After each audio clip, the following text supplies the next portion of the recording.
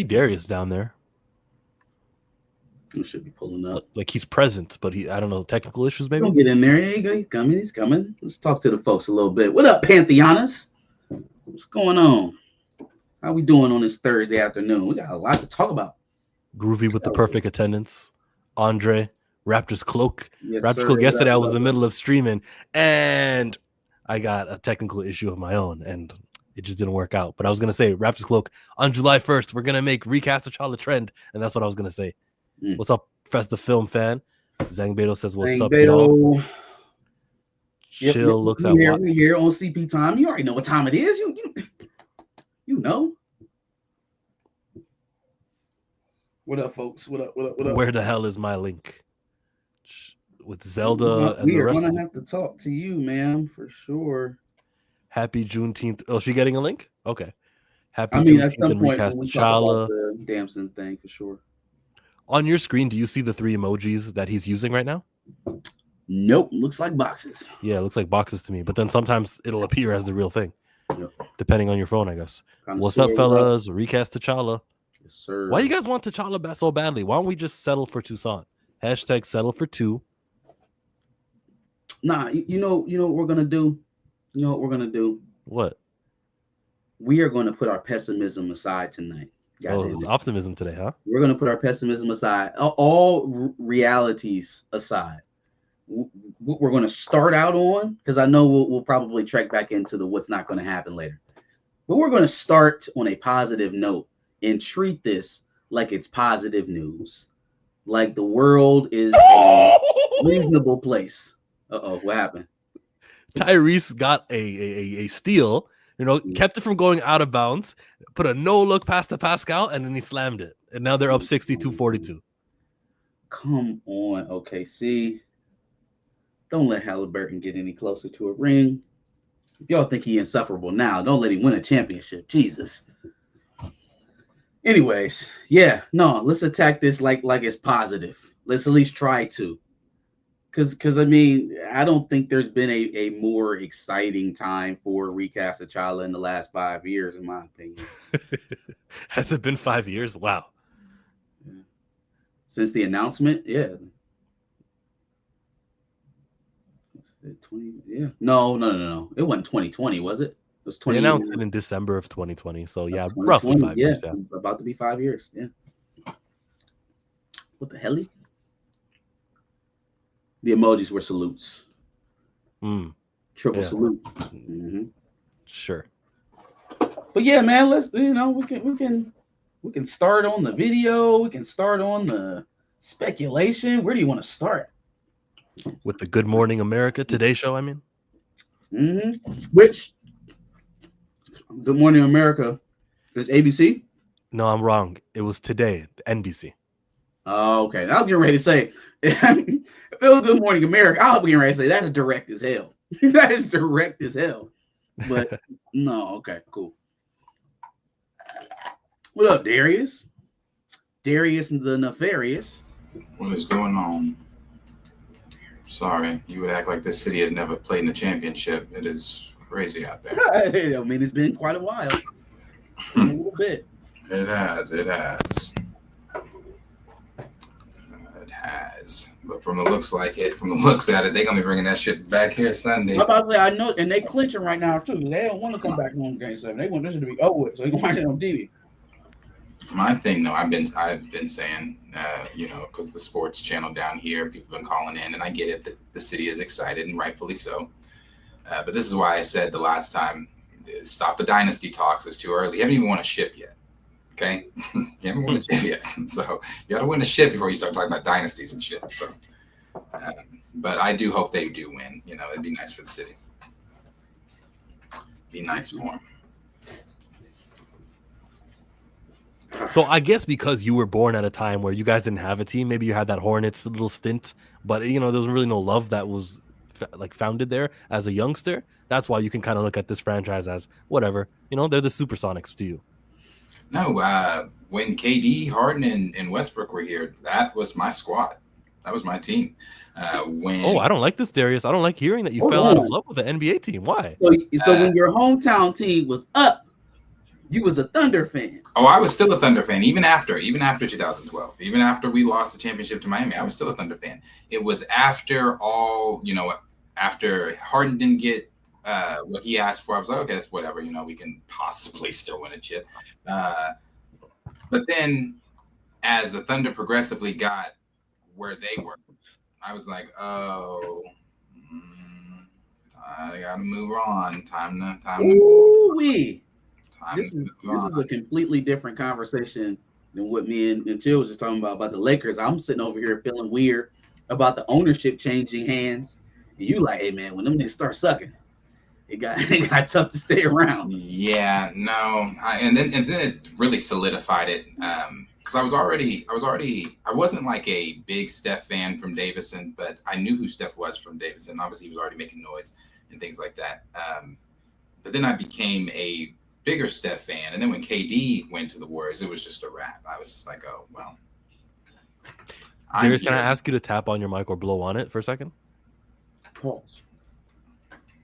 No, it's not on. I think your webcam mic is on.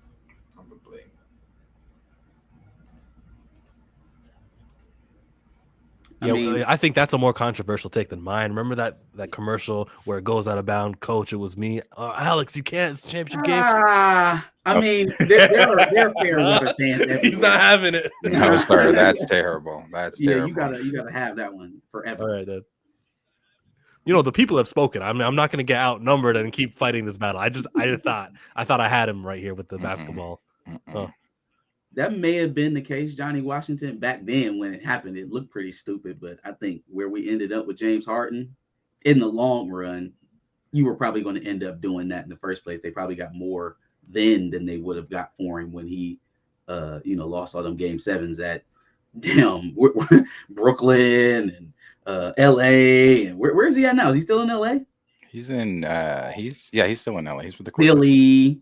And that man turned into Casper the Ghost. And anything beyond Game 5, anything other than Game 5, he is a ghost. I still remember Ginobili locking his ass up when he was with the Rockets. Game 7, 5 points. Jesus Christ. Manu with the bald spot, Manu? You ever wonder what it would be like if Ron Artest, who's at the game right now, they cut away to him? If he hadn't have done that thing to James Harden, where he could be mentally, I think about that. Just like I think about when Jaylen Brown did that dunk and landed on his head. Year, he's all right. It's a head injury. I don't know. You don't recover brain cells. You think James Harden got a head injury from that, and that's what caused the downslide? I think it was the emphasis on not giving you 2 free throws when you try to fix somebody out. I think he was getting 17, 18 a night from that alone. And once that was gone, he had to do something else. Yeah, Shea is that way now, but I think Oh, I'm sorry. I was looking at Johnny. It wouldn't have even been. I mean, I think if all three of them would have stayed together, that was a dynasty. That was something that could have been built. Yeah, he would have won a chip if KD and Westbrook would have stayed. They absolutely would have won a chip. 100%. Yeah, they were scary good. And Serge Ibaka, really Thabo Sefolosha before the stupid charge. I think that they could have pieced out some of them parts. Serge, maybe Steven Adams to keep going if they'd have kept the nucleus together, but. With KD, Westbrook, and Harden all hitting their prime around the same time, that would have been crazy.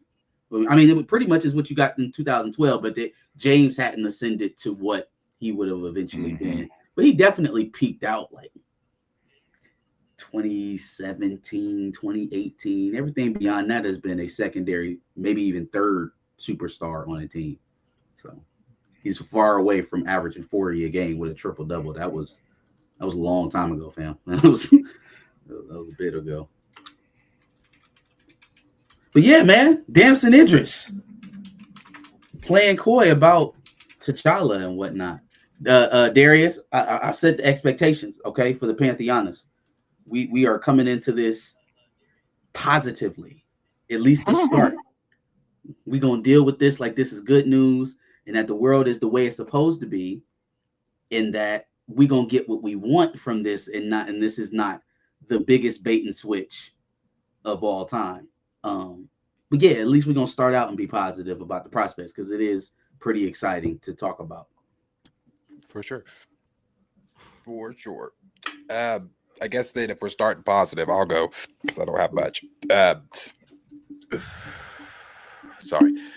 So if we take ourselves back all the way to this time last year, June, July, that is when I had gotten the random message that I had gotten about the whole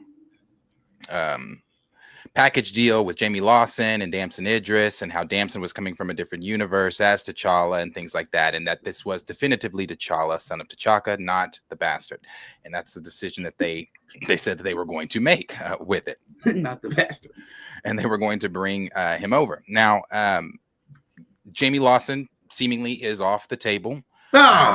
But that's, things happen, deals fall through all the time. We've seen that with Marvel and other things. I mean, remember, Stephen Yeun was supposed to be Sentry. That fell off the table as well. So that fell off the table. But after that, I think a little back in, was it March of this year? Yeah, March of this year, I had gotten another message that had said, giving some hope to the recast crowd that Damson is still on the table and it's still son of T'Chaka, T'Challa going to be recast. So with Damson, and we've also gotten the tweets from Damson that he deleted and tried to play around with, saying that he was going to play T'Challa and he was going to play X amount of other characters and blah blah blah. Obviously, we know he wants this. He has said it publicly before. This is not the first time he has said it. This is the first time I will say that he's really said it like this, though. Other ways it's been more so dancing around the question, not wanting to step on toes. Maybe he was in conversation then. Maybe that's why he didn't want to. But this is positive. It is very positive. It's positive because, and I liked his energy in the video. I liked the energy he gave, like the energy he gave toward that when he was like, that was just that excited me. Because it was like, yeah, he's excited. Because he's excited. So it was just like, it's very positive. And obviously this is where we want it to go. We want it to be Damson. We want someone to take on the role of T'Challa, son of T'Chaka. And Damson has been in a lot of people's top 3. So it's great to see him actually publicly talking about it. It's great to see the energy he's giving toward it. And I really do hope that Marvel has wised up and they are truly talking to him to play T'Challa. Chill. Yeah, sure. Happy about it. Good to hear. Someone asked him a question. Someone asked about Black Panther on today's show. The day before on Sway, it was the word T'Challa. So, yeah. And then he referred to it as the parts. Okay. And I'm like, why didn't you just say T'Challa back? Eh? The part? What's the part? Now, there's still, listen, he's a smart guy. Him, Aldous Hodge also, yes. These are smart guys. These are people who I would like to bear the responsibility, the big one, to have that on their shoulders of such a legendary character. And that's got nothing to do with Chadwick Boseman's footprints, or like that just means like this is a legendary character. Let's go. Yes, Damson. Yes, Aldous. So, yeah, as far as Aldous is concerned, that is it's kind of a bummer since he was in my league position, right? On a personal level. In terms of Black Panther fandom, again, this is probably the most exciting news we've had in 5 years. The fact that we can even begin to debate whether or not it's this way or that way is an improvement from ground zero, fam. Is an improvement from a game where you get to choose your Panther. Is an improvement from a retconned 90s animated universe without T'Challa. Is an improvement from, not necessarily having a definitive focus on T'Challa in the comics, or not necessarily a definitive focus on him, but a focus on him as we know him, without all of the, lambasting of character and trying to reassess his decisions and having him challenged, and just the hardship that this character has had so far since 2018. And so for that to be the focus at the moment is very positive, right? Seeing him talk specifically about honoring Chad, right? I took it the way you took it, Chill. I didn't think that was like no one could ever do this and no one could ever be him again. Like, dog, that shit was loserish. I like this energy. Like, no, let's uplift that, brother. Let's make sure that baton that he runs so far gets picked up and taken even further. Let's keep it going. the fact that he talked about well, when the guy asked him specifically, because the yes no shit was maybe we're still in discussions, maybe we're still going through contracts. But when he asked him if they offered it, would you say yes? And he definitively said yes. Okay, that's ball in Marvel's court now. Like that, y'all don't need to ask me about it anymore. Now, when we ask these questions, we're gonna be asking Kevin Feige. We'll be asking, who's standing at the Disney pressers and red carpet events. We'll be asking them instead of directing it all to Damson because he's already said he wants to do it. Okay, whether or not you're in discussions, you won't reveal to the audience until you make a definitive decision. But they will start to now ask them at different Marvel events and premieres and stuff like that. Hey, what about Damson Idris? Hey, what about the new Black Panther? We're talking about recasting T'Challa. Is that true? Are we recasting T'Challa? Now them questions are going back to the Marvel brass, and that puts a little bit more pressure on them to come to a decision. So I do think this is a positive direction. I do. And if we're taking it for what it is, I think Damson is a great young actor, a actor who can carry that role for a long time to come, can actually grow into it even into his silver gray, salt and pepper years, if that's what he desires. So that was the point of all of this. That was the point of 2018, was to have the opportunity for us to be taken out of any circumstances that you're going through right now for the sake of escapism, right? To be genuinely uplifted by something that you're seeing. I think that's great, man. That's great. And the fact that he's doing it at the same time as the F1 movie with Brad Pitt, he got Children of Blood and Bone coming. Like, this man is going to be a megastar. I only hope that he believes in him the way that we believe in him.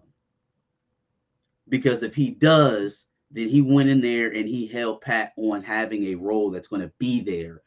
And Lil TJ from Haiti is not going to survive any type of major overhaul of studio or even change in direction considered a director. Abandon ship. As simple as changing director could have him in jeopardy of not being around anymore. And it would be an absolute waste to get everybody standing up for that. Will we see Damson walk across Hall H next month? So Hall H isn't happening, but maybe we can postpone that expectation. Marvel's not going. Expectation for D23. I mean, they could change your mind, right? Like, it's not too late to be like, fuck it, we coming out. Oh, y'all excited? Fuck it, we coming. They could, but as of right now, they're not going. They're more DC. Hey, Marcus, do you like me, dislike me, dread me? Because I know she dreads me. Yo, what a segue. That did not need to be. What a segue. All right, welcome to the Pantheon stage. We got Tina from the channel. She dreads me. Oh, Tina. What up, man? What's going on, Tina? I think you muted. Unmute your mic. No, it's like StreamYard mute. Is it the StreamYard? Yep. I'm going to be positive tonight, guys. Yeah. Usually I come in and bring the energy down. I'm going to try to be positive. Yeah, keep it up. We're going to start positive. Bullshit will ensue, but the start, we got to be positive. Okay.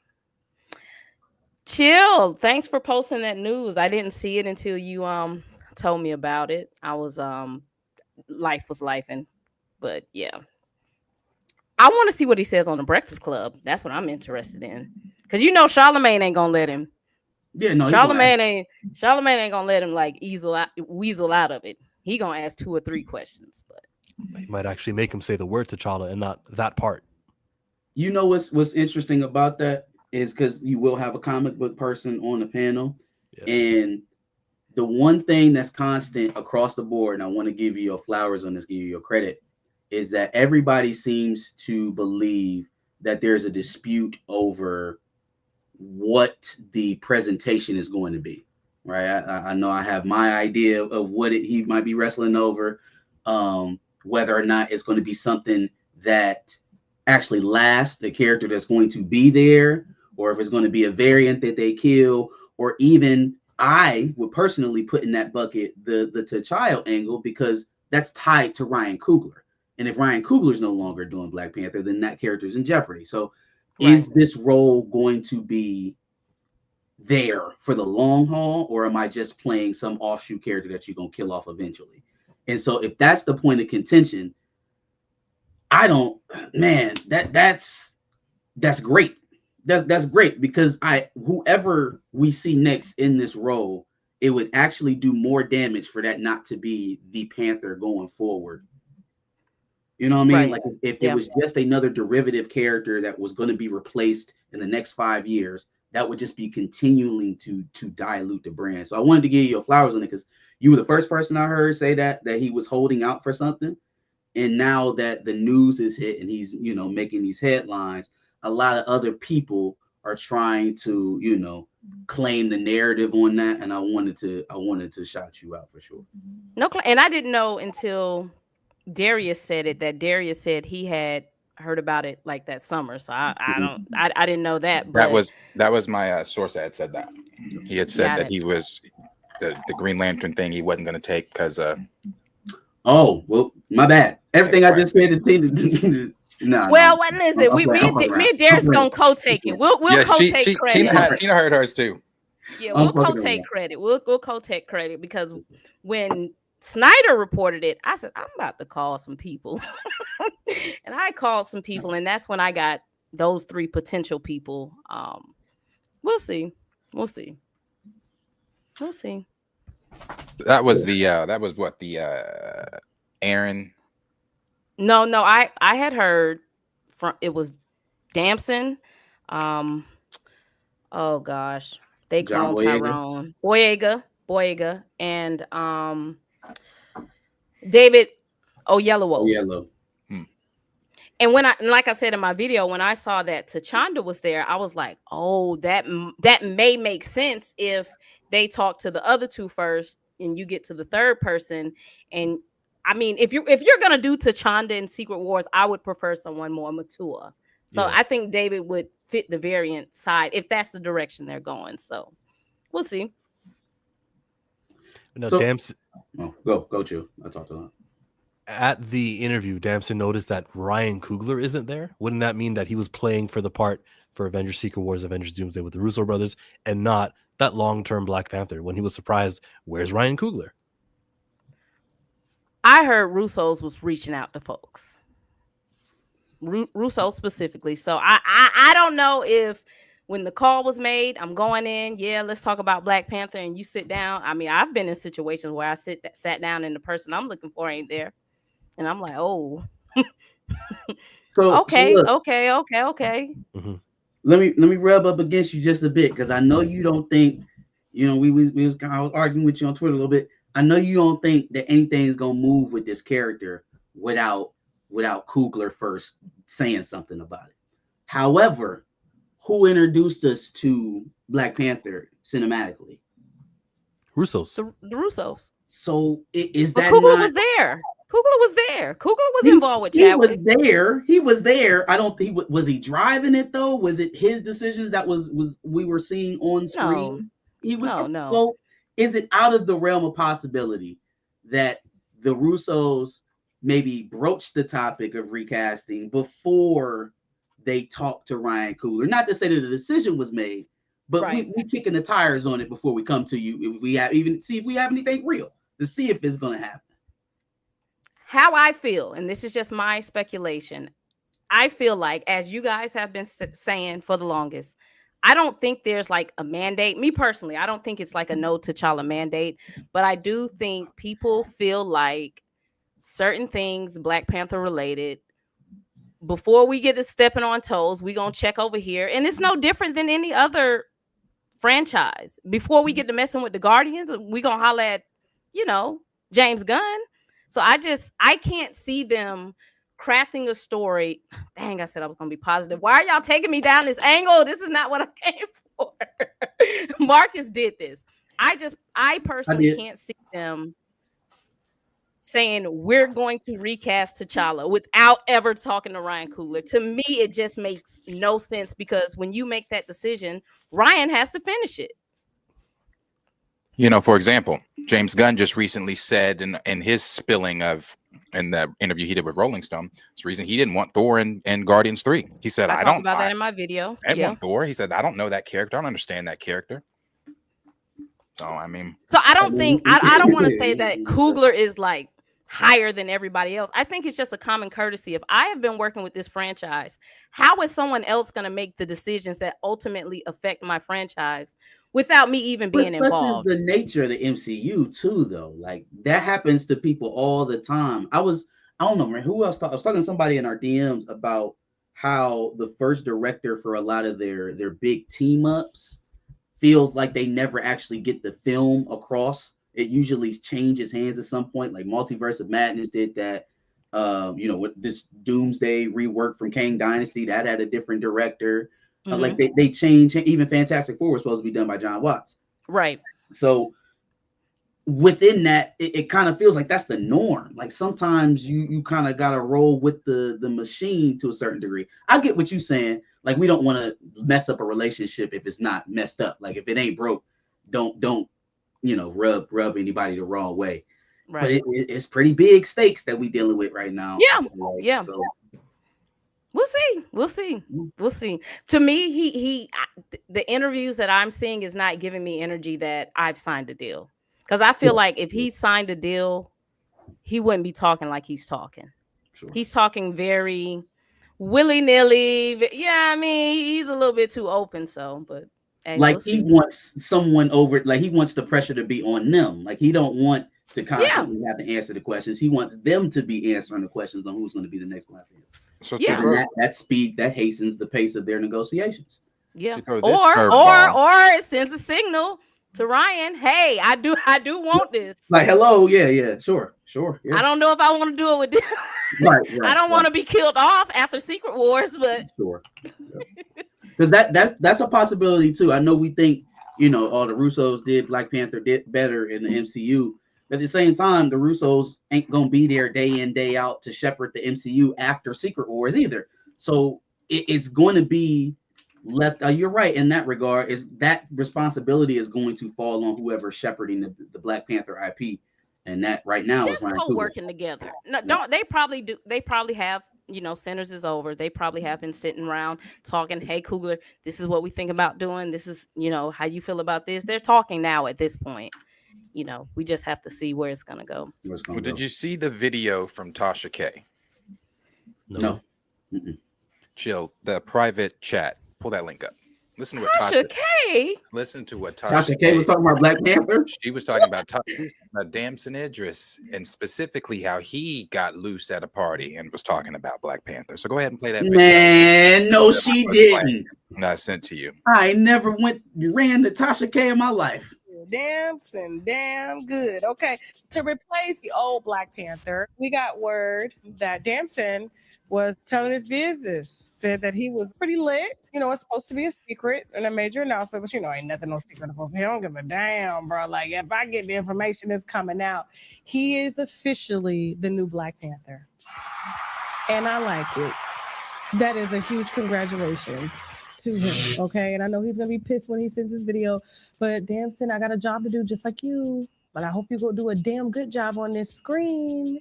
You got some big shoes to fill. And I don't remember him ever doing martial arts. So this is going to be different. Damson is a real African. Even though he's from the UK, his parents are African, okay? Chadwick, I think he's American, but he does have an African look. It's just, the way that he looks or whatever. But who else would replace Chadwick? I didn't even like Michael B. Jordan in it. Like, I just felt like he wasn't dark skinned enough. I don't know. All right. We got what we needed. Yeah. We got what we Black needed. men date white girls. I had to turn it off too because Tasha's gonna go. Yeah, Tasha's gonna go. I didn't want Michael B. in it. He looked African enough. Christ. Oh man. No, but okay. First of all, grain of salt. Yes, Tasha K did get sued for running her mouth about some stuff that she didn't have no credible, sources on. So, just that's worth to be said. But hey, everything she said ain't been a lie. Nah, Tasha be on it sometimes. She's a Tasha be gospel on it. queen, and you know, Hollywood is a very small town for certain individuals. It is. And Damson's a talker. I can't agree with that. Did we He's a not talker. just see a video though of him at a party this past weekend? Did he not? Something didn't. was posted. I thought something was posted of him doing dancing. And he was out yo gabba gabbing. He was out there gabbing. Some of your Gavin. That's crazy. I think this is a pretty like open thing in the industry. I think, especially the black movie industry. It's small, so everybody's talking. I think Damson is running. You know, his name is running. I think Aldis's name is running. So we just got to see how it plays out. We got to see. I'm going to be the new Black Panther. I just can't see it being released like that. Like, I'm not about to sign Damson Idris and say you're you're the new Black Panther and you have freedom to go and kind of play mosey with this topic. I would just restrict the question. Yeah. Just restrict it. Don't ask him that. You see, ain't nobody asking about Lori Harvey too much or nothing. So when did that post come out, Darius? Had to be recent. That was it before the interview, before the Good Morning America, or not Good Morning America today? This was 3 days ago. How long ago was the Good Morning America interview? Let me see. Was it Good Morning America or who was it? It was America Today or what? Not the ABC one, the NBC one. She'll send it to me yesterday. So did Tasha break it first? I was about to say, could it be a thing that he broke it, heard it, he knew he was going on the interview, and then told Okay, them, well, let me tell you, the only way I even heard it, blah, blah, blah. The only way I even heard about Tasha talking about it was because I listen to a radio station every morning, and they don't talk about fucking Black Panther. Okay. And they said, and this radio station's out of Texas, but they broadcast here too. They said it was DD in the morning for anybody that might know who there that is. They said, did you hear what Tasha K said about who the new Black Panther is? Darius, I swear to God. Now, they didn't talk about Tasha K, but it may be the same local affiliate up here. Was it an iHeart radio station? They are affiliated with iHeartRadio, I believe. Man, so hold on, man. They was on there and it was like they was talking about the video game. And I was like, I ain't never heard y'all talking about no video games ever. And they was talking, well, you know, the Black Panther video game got canceled, blah, blah, blah, blah, blah. They skipped. I'm like, hold on, man. When did y'all start talking about MCU or comic book related stuff on the radio? Right. Hey, listen, where there's smoke, there's fire. And I want you to be entertained by the smoke right now. Okay, sure. Let's entertain it. Let's entertain it. Where did Chill go? Let's entertain it. I told Darius I'm gonna be positive today. Let's entertain it. Okay, what does this look like? Talk about how it could happen then. So if we being positive and we getting what we want, is he coming through Fantastic Four? Are they going to introduce him in Doomsday? Are they going to wait till post Secret Wars? I think if it would possibly, if this is really happening, I'm not tooting a horn. I'm giving all credit to my source. He has not been wrong up till now. The only thing that's been wrong, and I don't even say that's wrong, deals fall through all the time, is the whole Jamie Austin thing. You know, so I don't know. From what he said, if we're going back to that, was that it's in the X-Men universe. Now, whoever this news scooper is, I don't trust him at all, but you've seen it. Y'all have seen it. James McCallum he also said that an Avengers team is already established in the X-Men universe, and Black Panther was on that list of Avengers on that team. See, that's what I wouldn't want. The movie starts to get too messy. Like I don't want to be X-Men universe Black Panther. That universe is going bye-bye. Is gone. Right. Like, it's not going to survive. So I don't want that. I don't want to have to be on the whim, of whoever is shepherding this thing in the next 5 years, or whether or not I'm going to be here. Give me a character that is supplanted in the lore regardless. Like whether you change universes, whether you go back in time, whether you go forward in time, give me a character that you have that's foundational, that has a position here. You know what I mean? Part of the IP. So I don't like him being part of the Fox universe. If he shows up in Fantastic Four, maybe he's chasing Galactus because he did an incursion in one of his in the universe somewhere else. Like Galactus won, he ate their planet. He went to another universe, and Black Panther chased him. You know what I'm saying? And that's how they introduced him to Fantastic Four. If they do it in Doomsday, I think it would be even easier because how they're kind of putting that together, if we're to assume the concept art is right, and so far, it's a lot of the stuff seemed like it's been pretty on the nose. They're doing these little reformed colony things, like Spider-Man gonna have his own little situation, the Hulk's gonna have their own little situation, Doom gonna be somewhere with Scarlet Witch, right? Like they got their own little setup. So it would be even easier introducing that way because he would obviously be the leader of whatever Wakanda faction or area there is in Battle World. So I like both options. I feel like I want him away from whatever Fantastic Four is going to be so he can come back fresh and clean, introduced. So Doomsday feels like a perfect introduction. And then we follow up with background of who this new T'Challa is in Black Panther 3. Now, if for some ungodly reason we still, after all of that excitement and cheers and glory and hand wringing, we still want to drag on little Tabasco. Don't do the baby. You know what? Then we'll find a way. I guess. But like, not before we establish this. If that happens, then Black Panther 3 has to be about the new T'Challa. Well, I think we have come to the realization, if we're going to be positive, it has to be a variant. Then it has to be a variant. Mm-hmm. Because whatever's going to happen in whatever's going to happen in Doom, I don't think we're getting a Black Panther in Secret War, Doomsday, whichever the first one is. I think we won't see it until Secret Wars. Okay. That's where I think that concept art came from. Because like you said, that's after everything happens in Doomsday, and now you got this desolate place where everybody's just trying to get it together. And you have this T'Challa that's already there. There's obviously a Wakanda there because we saw the concept art. Probably a time jump. Yeah, it's already a Wakanda there. Yeah, we got to figure out a way to keep him and make him move forward. Yeah. That concept art is 1,000% real. Yeah, 1,000. It was. That is so real. Absolutely real. So real. That's been one of the craziest things I've probably ever seen since being a Marvel fan. Like how does that happen? Yeah, no, there's a lot of different, there's different options that they could do. Something about the current Wakanda being destroyed, to where, but then again, then you have no place to rule over with the new T'Challa unless you pull his Wakanda in from the broken pieces of Battle World and make that the new Wakanda. And that way it's not like a weird, like, oh gosh, he's new. Yeah, he's new. It's like, you pulled his entire Wakanda here.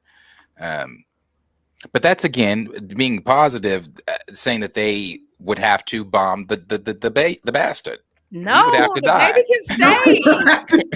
Look, Shuri, the baby, they can be immigrants into this new Wakanda because Franklin's going to rebuild everything. We're going to have a new world. It has to have a Wakanda there. Just let them be the immigrants into the new into the new Wakanda. Yes. But then what do we do if they have a Shuri? I talked about in that video. Let's say the Shuri. Damn, that's gonna be crazy. No. I do think people gonna die now. Like they have to kill somebody. So now, if we bringing over a Shuri and a Tabastard, then wherever was going on with his family formation, something's got to take a hit to make room for that, to make it make sense. So I think some of these variants and these extra folks that are going to pop up randomly, they're gonna have to go. Somebody got to die. That's crazy. But maybe, just maybe the little boy can live. Yes, let the baby live, and the new T'Challa can raise him like I said in my video, like a little squire. Come on, you can be my little squire. They don't have a representative from Wakanda on the Young Avengers. Man, we don't know. You know, they don't have a I representative. mean, yes, I guess you could. If we're still being positive, I was gonna say yes. I was gonna say, man, this new T'Challa could be like, I ain't got time for this. I ain't raising this kid. I ain't got time. Like what? That's the kid was a 3-minute, maybe even less than that scene. There really is no on-screen commitment to using That him is for anything. true. We've seen Hercules appear in the Thor movie, who might not appear in anything else. We have done things where we just don't address certain plot points, right? So that's probably what I would do with the Bastard. That's a very good point that Chill raises, because I can tell you before Secret Wars, I don't believe we're not addressing before Secret Wars. We're not addressing the Arishem. We're not addressing Hercules. We're not addressing what are some of the others that have happened. Well, it took us like 16 years to address the leader. That's true. That's true. Yeah. So it could, and I don't know if those are things that are ever going to be addressed with the soft reboot, coming on. So it could be one of those things where we just don't address it. Because what phase was that in? I mean, I know that's a stretch, but what phase was that in? Phase 4? Phase 4, yeah. Was her name on them seats? Is she coming back? Her name was not mentioned. Oh, hey, the mama ain't there. The boy with the mama. they together. She found a new man. They living their life. They happy. Right, that's fine. Yeah, no, her name hasn't been mentioned. No. Okay. But neither was, because pictures came out. It was a couple people's names that wasn't mentioned that's popping up in pictures. When they were out to dinner, I think we saw somebody there. Was it Okoye? Somebody was sitting out to dinner with them, or what's her name there? Was Denai's name there on the chair? Denai, I believe's name. I think her name was there. I don't think so. I think it was just Shuri, M'Baku, Namor. Actually, you're right. That's it. It was Shuri, M'Baku, Namor. Those were the only. That's it. Yep. It was his homies. Namor's homies was at dinner with them. Yes, Namora and Tuma. So. Yes, so it's going to be an Atlantis world or an Atlantis colony. They got some heavy lifting to do for Doomsday. A lot. I've expected Namor to be there, though. I mean, his presence in Time Runs Out and Secret Wars is pretty important. If they are kind of trying to stick close to that storyline, if they do the Cabal, and I mean, maybe he's already on some type of Illuminati team that I don't know. I don't know. But Namor's pretty important to that story. And from what we've heard too, this is supposed to play into the threat what he said at the end of Wakanda Forever to Namor, that Wakanda's going to have to come to us for help. Okay. Yeah. Okay. I you said something just a second ago about the Illuminati. I think that's a good way to leave the where ambiguous until you're there. You go to flesh that out, because if you introduce him as part of the Illuminati, that instantly makes them multiversal, or the potential of being multiversal, and his position takes your attention away from Wakanda for a minute. Like, okay, he's part of this kind of overarching guiding force, right? His attention is away from wherever his home is right now. We know him from leading next to Charles Xavier and whoever else is part of that, Superior Iron Man, or whoever else they choose to bring out.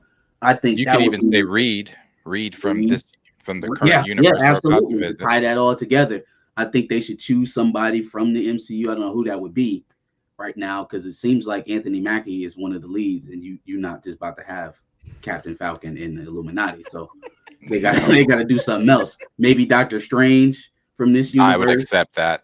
Accept that. Yeah.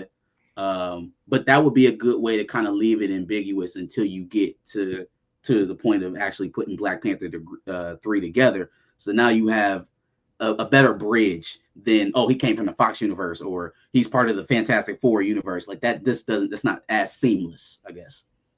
Yeah, the Illuminati route, that's a good one. Captain America can adopt a bastard. Y'all gotta stop. You know what, Sam?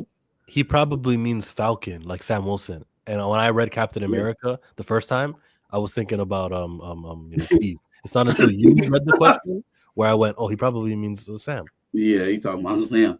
I think Sam is asexual. I have not seen Sam have attraction to a woman in the MCU, so I don't think he reproduces, or he reproduces on his own. He gonna have an egg, apparently. Yeah, there's some different, like I said, a lot of different routes and things that they could go with it. And I only hope. But now on the side where Chill was saying, made the comments and pointed out the wording that Damson was using as far as like yes, no, and that part, and because when I first saw, I did get excited from his energy, but I watched it a lot. I feel like any of us that are rooting for the recast of T'Challa, I watched it quite a few times, and as I watched it over and over, and he said the yes no part, that one started sticking out to me more because it was like yes no, like, you know, are you playing him? I am, but I'm not. So yes no, and I'm just like, I hope not. I hope that's not what it is. But the yes no was for Black Panther. You know what I'm saying? Because the guy was like, is it true, yes or no, that you've had conversations about Black Panther? And he was like, yes, no. That's true too. Now, like you said, the Breakfast Club, when he does his rounds there, that should give us. Charlemagne's gonna dig a little more. Yeah. See, I'm confused. So even if we dip into the pessimism a bit, and he say he's gonna be T'Challa, then what was the debate about? Like, there's no way that they could guarantee you. No. This is enough to satisfy you. If you were holding out, for a good reason. Yeah, and for pay. So if you were holding out and then accepted the T'Challa, what could they have said to convince you? You know, it doesn't make sense for you to hold out just to take what was offered in the first place. Look, probably the money. Like I said, if you called me in the office and said, "Hey, listen, we want a Black Panther. Shuri's still going to be in the movie. We got this battle world scenario. We would like for you to be the Black Panther for this scenario. It's going to be King T'Challa." Well, what's going on with Ryan Coogler's movie? Well, he's working on Sinners. We haven't really talked to him yet. We don't know. I don't want to be a variant who's going to get blown up. So I would rather just be like, what's going on over there? Because that's what's going to last a little longer. What they doing? Because you just want to kill me. You just want me to be a variant. I don't know about that. That makes sense to me. The other thing that makes sense is F1 is about to be a hit. I'm going to get critical acclaim and be nominated for Academy Awards, and I can ask for a higher price. There's no need for me to say, you're looking for me. I'm a commodity right now. I'm blessed because I got the Children of Blood and Bone movie, which we're going to get 3 of, right? If things go well, right? And then we got the F1 movie, which he's already produced. He already he was there. He filmed it. Brad Pitt movie. He knows it's going to do well. WB picked it up. It's going to be great promotion, great marketing. It's going to do well. So that's why he can tell Marvel, "Oh, blood, chill out, hold out. I'm going to wait. I'm going to exercise my options. I'm going to make you want me." And he can do that because what other Black actor? Aldous Hodge, a guy who has an Amazon Prime TV show. Like, what other Black actor has what Damson Idris has? And to be honest, hold on now. He got way more film credits than Damson Idris. Yeah. But I take your point. Damson Idris is a little bit hotter right now. I don't even think it's just I don't think it's a money thing either. I think it's just I don't want to die. Like, it's just real simple. If I have one chance to be in Marvel, why do I want to be a variant? When I can just wait, maybe I could see what Coogler got going on. Hell, I might could be an X-Men. I don't know. But why am I going to take my one shot on a variant? And I just think and they also know how damaging it is to take one of those roles, have it flop, and then never get called again to do a superhero thing. You know what I'm saying? Or get known and get synonymous with a bad at-bat or a bad project. They're not signing up to be Dakota Johnson and Madam Web. Ain't nobody lining up to be Sophie Turner in Dark Phoenix. They don't want that. They don't want that stink because that follows you. Yeah. And that's why I'm not sold on Check, because he's doing Children of Blood and Bone. They're not paying him over there. He ain't getting paid. Well, they can't pay him what he's probably worth right now. That's why I'm glad he's doing it. Yeah. In the hopes that it grows and then they can cash him out later. Yeah. But I feel like that all runs congruently, man. Not wanting, excuse me, to take a lesser or a throwaway role runs head on into to Junior. Like that is to Junior Valley right there. disposable, completely disposable. And so I just hope that he realizes that. Like, you can talk a tough game, and then, like you said, maybe they were able to get Ryan Coogler on the phone, and maybe they was able to say, listen, this is where we're going, this is what we thinking, trust me. Yeah. And then if that got okay, well, now shit. Now he like, all right, well, if he said trade, you know, it's Ryan Coogler's thing right now. I guess I gotta go with bruv, you know. I hope that's not how it went. I think Damson is gonna be in the Marvel Cinematic Universe. I do. What role that's gonna be, I don't know. I think he's gonna be here within the next 5 years for sure. We'll see. Me too. And it's a big deal that he plays T'Challa. T'Challa, yes. I hate to know that he would hold out, he would wait, he would play hardball. I want to be long term. Oh, why not? This is why not. We see it all the time. I'm so glad more of these actors are coming out saying, I've turned this down, this down, this down. It's not unordinary for it to happen. It's just not. People turn roles down. Yeah, Will breaking my heart, though. I'd hate for him to turn it down just so that he could accept an older version of Nakia's son Toussaint. Like, that is not the legendary character created 58 years ago. Yeah, no, like, I don't even see that. Like, how did they word that to you to make that sound sexy? Like, you walked in here saying, hey, this is what we doing, Jim. I said I'm holding for, put my feet in the ground, and I'm asking for T'Challa. And you left, and you was like, so my name is Toussaint now. Like, I don't see how that pitch meeting went down like that. Like, they was Listen, Ryan Coogler has a way with words. I'm pretty sure he can talk anybody into it. Nah, not anybody. Not any. But we'll see. I'm hoping for our sake, not Damson. Okay. For our sake. You're gonna play a character who, you know, the game Marvel Rivals and how it's a Black Panther. Yeah. You're not gonna play him. You're gonna play his son, and he's gonna be older now. That's the game that we're playing. So, you know, T'Challa, he's comic books, all those. Not him. It's gonna be another kid. We're gonna call him T'Challa though, right? He identifies as T'Challa, so that should be enough. Yeah, sure, I'll take the role. Like, can you imagine Damson Idris holding out just so he can do that? If someone says we're guaranteeing you 3 movies, or you gonna play this variant over here? Well, how they gonna do that? They re-signed Ryan Coogler. But you telling us something? You got some information? No. But I don't think the Black Panther universe is going anywhere if Ryan Coogler decides to, you know. Right. I've done my 3. I did my 5 projects. You know, now I'm gonna go do here. I think we'll still get Black Panther content. That's not enough for me. That we'll still get Black Panther content. If it's not the primary character of the franchise, then everything it's going to be doing is to chip away at the incredible work, the magnificent record-breaking stuff that was accomplished from 2018. If we continue to have no T'Challa in Black Panther, let's root for a variant. Look, I watched before I got on here, Den of Nerds did a stream. Ooh, and you really took that segue right out of my mouth, because I was about to segue right. No, please take it, because I could take a bite to eat. Go ahead. I was gonna say I listened to his stream, his show that he did for like 12 minutes or so, and he talked about how he's now on board. He wants son of T'Challa. He's seeing all the Damson talk or whatever. So I mean, it's spreading out. People are kind of getting on the train a little bit, and I think Marvel is, like I said, they're online. They see it. So, did you say son of T'Challa or son of T'Chaka?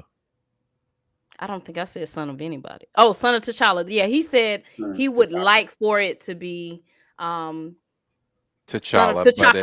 son of T'Chaka. But if he still ended it off with, if it is a black male Black Panther, I still rock. Yeah, like said all of that. And it was like, yo, I hate that they used Chadwick's death. Ding, ding, ding. I hate that, you know, I've only watched Wakanda Forever one time. I can't watch it again. Ding, ding, ding. It would really suck for them to just, you know, use the aged up to child. Ding, ding, ding. But if we got a male Black Panther or something, no. Come on. Hey, Josh, listen, brother. Listen, come to the side of the light. Okay. Come with It's me. getting there. He was getting there. He was getting there. He just fell off at the end, but he was right there at the bridge, but he won't cross it. Listen, son, come with me, because you made a metaphor in the beginning of that stream or that segment, and you said I wouldn't go see, or you wouldn't stop making Supermans after Christopher Reeve had his accident, right? Okay, cool. So sticking with that same franchise, if Lois and Clark have a son, and somehow Clark dies again, and we don't have no more red suns in the universe to revive him, are we going to from now on make Superman content with Clark Jr.? Are we going to show up for those movies? Is that what you would like to see from James Gunn going forward? No more Clark Joker Jr. either in perpetuity. And it's because it's the same thing. As long as we got a white guy in the suit, it's the same thing, right? Yeah, we And got a see, Hulk, we got Scar. That's the issue too. You have that narrative, and that narrative is not just a singular Josh at Den of Nerds narrative. He's not alone. Not alone. He said that to 1,000 people, and the chat was agreed. Nah. Now that even the segment that I seen of you, it was a lot of people in there still saying not enough, not that tobacco. And you want to know who those people were? Those were people that are here right now. Absolutely. But we're part of the conversation too. They were part of that 1,000. We got 101 people watching this right now. Yeah, they're part of that trained well watching base as well. So they are definitely part of that 1,000. It's not as decided as it was a couple years ago. I think he says that a couple years ago, the whole chat is on his side. I definitely agree. I definitely agree with that part. I definitely agree with that part. But it doesn't help us either when it's the people that are in there that we are also still screaming at right now, because we're not reaching any new ears. You know, it's the same people in there that are like agreed, that are here agreeing with us. So we need new people to be like, oh, I see where that side's come. I agreed. Like, no, that's not enough. But see, when you have people like Josh, and I'm going to call Josh out, when you have people like Josh with the platform that Josh has, he should not be sitting on his streams talking to people saying, okay, yeah, how they, honoring Chadwick Boseman is fine, but we need the real T'Challa in here. We need the T'Challa, son of T'Chaka, all that kind of stuff. But then you end it in front of 1,000 people with, but I'd be okay if it's, would I be okay if it's just another guy in the suit? I'd be okay if it's just a male Panther. If I know that, they call him T'Challa, they don't call him TJ, that's not good enough. You're not accepting that with any other character. So the fact that you are sitting there in front of 1,000 people and you are telling 1,000 people to accept that with T'Challa, but you are sitting here saying that you're for the cause, you got to pick a side. You got to pick a side. Completely disagree. Pick a side, Josh. No, I'm just playing. No, he's absolutely right, and that was just a tongue lashing, a nice exchange of ideals, an attempt to bring you to the realization that maybe there's an extra step you can take in that messaging, and that just doesn't go for Josh. That goes to everybody watching us right now. Take the extra step to explain what you want. Okay, don't throw out T'Challa and expect everybody that think that you talking about T'Challa, the T'Challa you talking about. Right, Chill is responsible for implanting this in my brain. Be diligent about telling people, no, T'Challa, son of T'Chaka, the Black Panther from 2018, the one the one that you've read in all of the comics that you've collected, that's on the face of all the merch that you own, right? That ain't Tucson.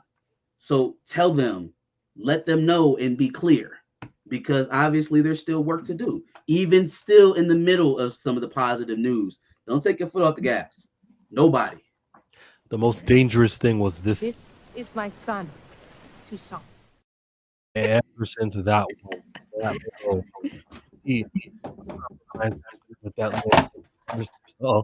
ever since Tucson stepped on the scene, it was like, many people's just minds lit up and went, there we go.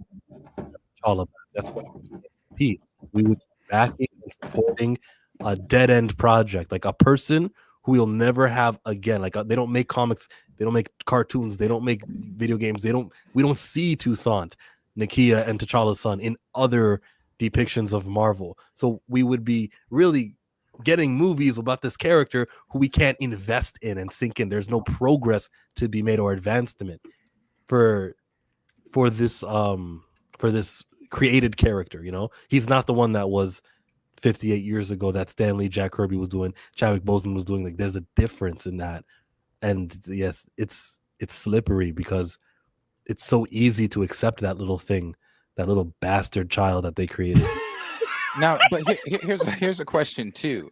Now let's segue a little. Let's start to say that again, that he may not be talking about T'Challa, son of T'Chaka. Let's say he has had conversations. I know it's you Josh? laid it out.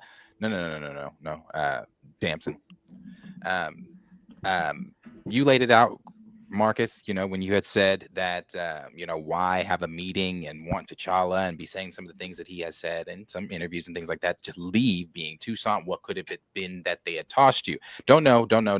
But let's assume that he possibly could be playing this child. So if he is playing the child, and let's go back to what Josh said, if they don't address him as TJ, Bastard, T'Child, or anything else, Toussaint, and they call him strictly T'Challa in the MCU, and he's the male in the suit. He's T'Challa. Hold on, it is what it is. Hold on, wait. Before we do that, if we're never acknowledging him as Toussaint, the child of T'Challa, and we just call him T'Challa, then in actuality, he is T'Challa.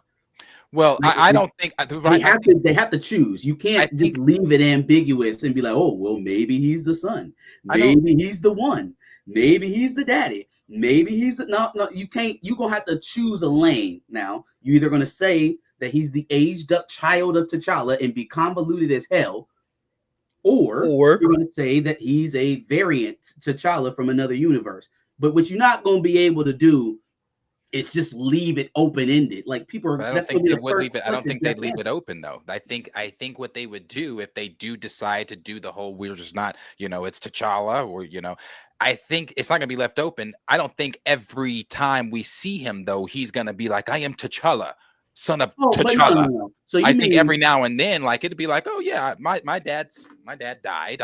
So you mean like they established that he's T'Challa and they have that he's T'Challa Jr.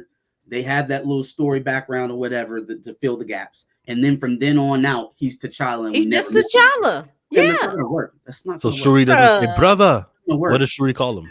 It's not going to work. Y'all are thinking like comic book people. No. It's not going to work because that's how you introduce the character. So that's what. How did he introduce himself to? You're not going to call Jedi mind trick people into thinking that's the original Black Panther. That's not what they're going to be selling. They're just going to be selling he's T'Challa. They're not going to say he's the original Black Panther, son of T'Chaka. He's just going to be T'Challa.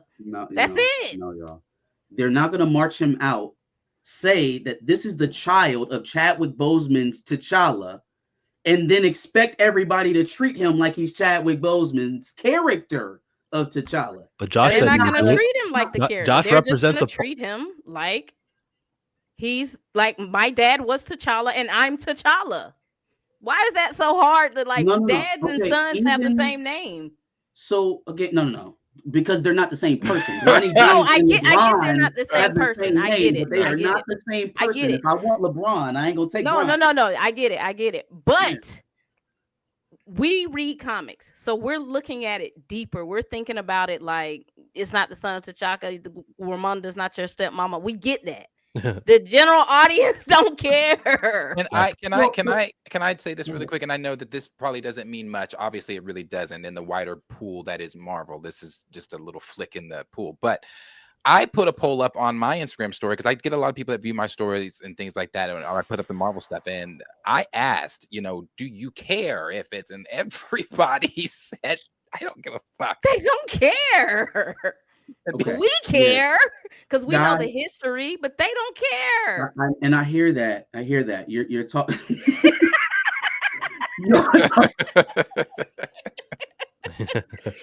Y'all are talking about what the general audience knows. We know that the general audience don't know nothing, and we know that us, the comic books fans, know everything. Cut through that for a second. Let's just talk moviegoers. They got to tell a story. Okay, and how they introduce this next Black Panther means more than probably whatever the next 5 years of their plan is. Not even probably. it means more, definitely, than whatever they plan to do with that character for the next 5 years. They could have plans of marrying him off the storm. They could have plans of him battling Namor. They could have plans of him fighting with Doom. And ain't none of that shit gonna matter if it falls flat on his first appearance. So what I'm saying is, if they don't have a cohesive way of introducing this character, they will be tanking it before they even step into the writer's room for Black Panther 3. They cannot risk that on, well, we just we're gonna tell you who it is, but we're gonna give you everything you wanted on top of it. They could have done that with Shuri, y'all. They absolutely could have done all of that with Shuri, and we seen what their attempt at that was. If you're telling me that they're going to repurpose another derivative character and just give him T'Challa-esque stories and nobody's going to care and that's going to make money, I disagree. No matter what anybody on IG say, because IG pull up said those comments, that the Thunderbolt was good. If you look at the Instagrams on that video we shared, and I'll spare you guys, I won't actually play her voice, but like someone said, it was the top comment, no one can replace Chadwick Boseman in my eyes. He's not replacing Chadwick Boseman. He's replacing the current T'Challa. And like there's that sentiment that's out there. But then of course, like to the point, yeah, go ahead, Darius. What? I'm just saying, again, I thought the same way at one point.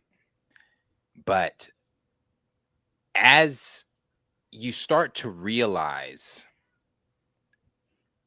that the general audience, as you're seeing, and we've pulled this example many times from different posts. This is, we did it with the AI stuff, and people were like, "Oh, I see it," but that's still, The general audience is not looking at it the way we are. They're just not. They're looking at it as it's a male T'Challa. And we even said this all the way back in 2022 when all of us said this when we saw it, that what's likely going to happen is that Coogler was going to take those comic stories, Marvel, Coogler, whoever the hell, take those comic stories and just give them to the kid, because he, in essence, to them, is T'Challa. Now, in that scene, did he introduce himself? He introduced himself. He said Toussaint, but he said T'Challa as well. Did he not? Yeah. Can you keep a secret? Yeah. My real name is actually T'Challa. He put like everything. Coogler is very intentional. Oh my God, and he's 3 years ahead of everybody else. He knows what he. Okay. And if the Den of Nerds is willing to accept it, now I'll give him points. I'm not fighting y'all. If he accepts it, then, and he's not the Instagram comment section. He's the Den of Nerds. He's in this space all the time. Then many will accept. Accepting is fighting y'all on whether or not there is a section of the fan base that doesn't care about the nuances when it comes to the Black property. Granted, so already granted. Okay, what I'm trying to get across is that is Marvel in a position to y'all to bullshit around and be experimental and get away from formula? Like, do they have room to take risk? But what exactly would they be experimenting? Having a derivative character be cosplaying as the original character and expecting it to go seamlessly with the audience. When have we ever seen that happen? That is completely experimental. The audience don't know. Oh, okay, we can keep saying that. I'm asking y'all, when has it happened before? Where's the proof of concept of them just taking a character that you're going to clearly state, right? They're not going to leave it ambiguous. Y'all said that they're going to stick with the way we're dealing with it right now. They're going to stick with the story with how it is. So they're going to reestablish this is T'Challa's son. Okay, so that's the jumping off point. And you think our end point is going to be, okay, cool, we're going to treat that's going to go over the same way as Chadwick's Black Panther would. It's absolutely not, because you've already told us at the onset of who this character is. So the expectation went from here to here. Now we have to fight how people are receiving comic book movies nowadays, because that's part of this too. If you're coming halfway back in the blocks from every other superhero movie, we got the original Superman, we got a Batman movie that came out 3 years ago. One of them projects ain't even being followed up on, no matter what James Gunn says right now. And the other one is kind of, middling. They spend a whole bunch of money, but they don't know what they're gonna make back. We'll talk about that here in a second when we get to the James Gunn stuff. So it's not like it's just a oh, well, general audience wants it, so I guess we're good. They haven't really been great at ascertaining what's going to get the general audience to come back and watch their movies more than once. So who gives a shit what the general audience wants right now? That ain't what's making no money. They need the sweaties back. They need the basement dwellers, the go buy 10 Funko Pops because you went and watched Avengers Doomsday 10 times. You said they need the sweaties back. They need the sweaties back. Josh claims he's a sweaty. And one of the things that he always, and I know we're using Josh a lot, but that's because he has a really big audience. He has a really big presence in this space. So when he's out there and he's talking about the sweaties and the guys that you're talking about, giving those guys back, he's always talking about how we need more male bravado in the MCU. We need that testosterone back in the MCU. That's what they're missing. So you're telling me if they cast and age this little bastard up and they have him be Damson, and Damson is that vibrato and that male dominance out there, but you put the mask on him, you call him T'Challa, you do a trailer out there of him doing some badass T'Challa ass shit, but that male vibrato, you don't think that's gonna get the sweaties back in there? The sweaties like the Thunderbolts, so hey, listen, man, I guess we can stand on this part of the topic. We can stand on opposite ends of the fence. I think a derivative character is a derivative character by nature. And you can't get main star treatment out of derivative characters. It doesn't matter how much you like them to the original, not the character. That's where y'all be getting messed up. No. It's absolutely character. It's absolutely character. I think that can be debatable. I don't think it's actor. I don't think we have movie stars anymore. And as good as Damson Idris is, he is far from a silver screen star. So was Chadwick Boseman. In 2018, but he made himself into one over the years. But I'm saying F1 right now, if we're saying that Damson Idris is going to carry the bastard to prominence, come on, man. Like that's a heavy haul. That's a heavy lift. Chadwick Boseman was not a superstar before Black Panther. Michael B. Jordan was not a superstar before Black Panther. But at least he was established in film. What have we seen Damson Idris established on the silver screen? Before we got Black Panther, we had several appearances from Chadwick Boseman that were notable, at least. Maybe not blockbuster burning down the box office, but we remembered him from Get On Up. We remembered him from Draft Day. We remembered him from some of those earlier projects because he had been on the silver screen. We know Damson from Snowfall, which was a great performance, but it's network television. But you're now about to see him standing on the same screen next to one of the greatest what they consider one of the greatest actors in Brad Pitt. Yeah, all that expires next week, Marcus. And what expires next week? What are you talking about? Everything you were saying about he's not a silver screen star, F1 is coming. What? Did y'all hear what all those movies came out before we saw Black Panther? He's getting all this. He's okay. I guess you're saying presumably if he gets cast, he'll have F1. That's one film, y'all. It's one, but it's one that has the potential to really skyrocket, and he's doing it next to Brad Pitt. I feel like we're arguing. I'm trying to argue what has been shown, and y'all giving me a lot of ifs and maybes. It's just foresight, man. We can see how a movie's being marketed. Yeah, we know what the critics like. I'm working off of what has already been shown to be successful. And y'all are telling me about what's going to work. Like I get what you are saying, but so let me throw this at you too, because you were saying when have we ever seen a derivative character? But in this time, when have we seen Marvel really giving fans exactly what it is they want? Like Marvel, they don't. Nothing. That's not answering my question. They have not followed the comments on nothing. They don't care. They don't care. What was your question? It's not like they've been doing that. But they've never followed the comics. Ever. But they didn't follow the comics to a T, but they at least served their audience, right? They served the fanfare part of the comic book movies. They did that through the first 3 phases. When they got away from that and they started trying to draw in larger segments of audience ungained, that's when things got wacky. So what I'm asking you is, when have they ever taken the secondary version of one of their main tier stars and made them a box office success? Oh, Thunderbolts was not just Marvel, but anywhere. The Guardians. That's you. The Guardians are, but the Guardians are a main, like they're a team. They're not a secondary team. Like they're as canonical as any other team of as Alpha Flight, X-Men, Fantastic Four. Like they are their own thing. They have their own events. Like the Guardians is have a real conversation. Until y'all really talk about what made Black Panther 1 successful, you're gonna keep running in this circle. So you really got to figure out, why did Black Panther 1 make more than Civil War? And T'Challa was in Civil War. Why? Because that was a standalone project, though. That had a singular star versus a singular antagonist. That is what I am trying to push to you.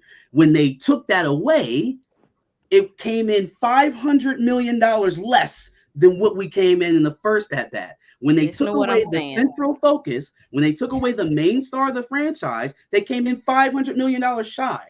That's you had a movie, Marcus, with Black Panther, Iron Man, Spider-Man, Black Widow. We had a movie, Captain, hold on, and X-Men, and that made just as much as Black Panther. I'm not saying, but that's what I'm saying. Some of this stuff is rooted in things that are larger than the character.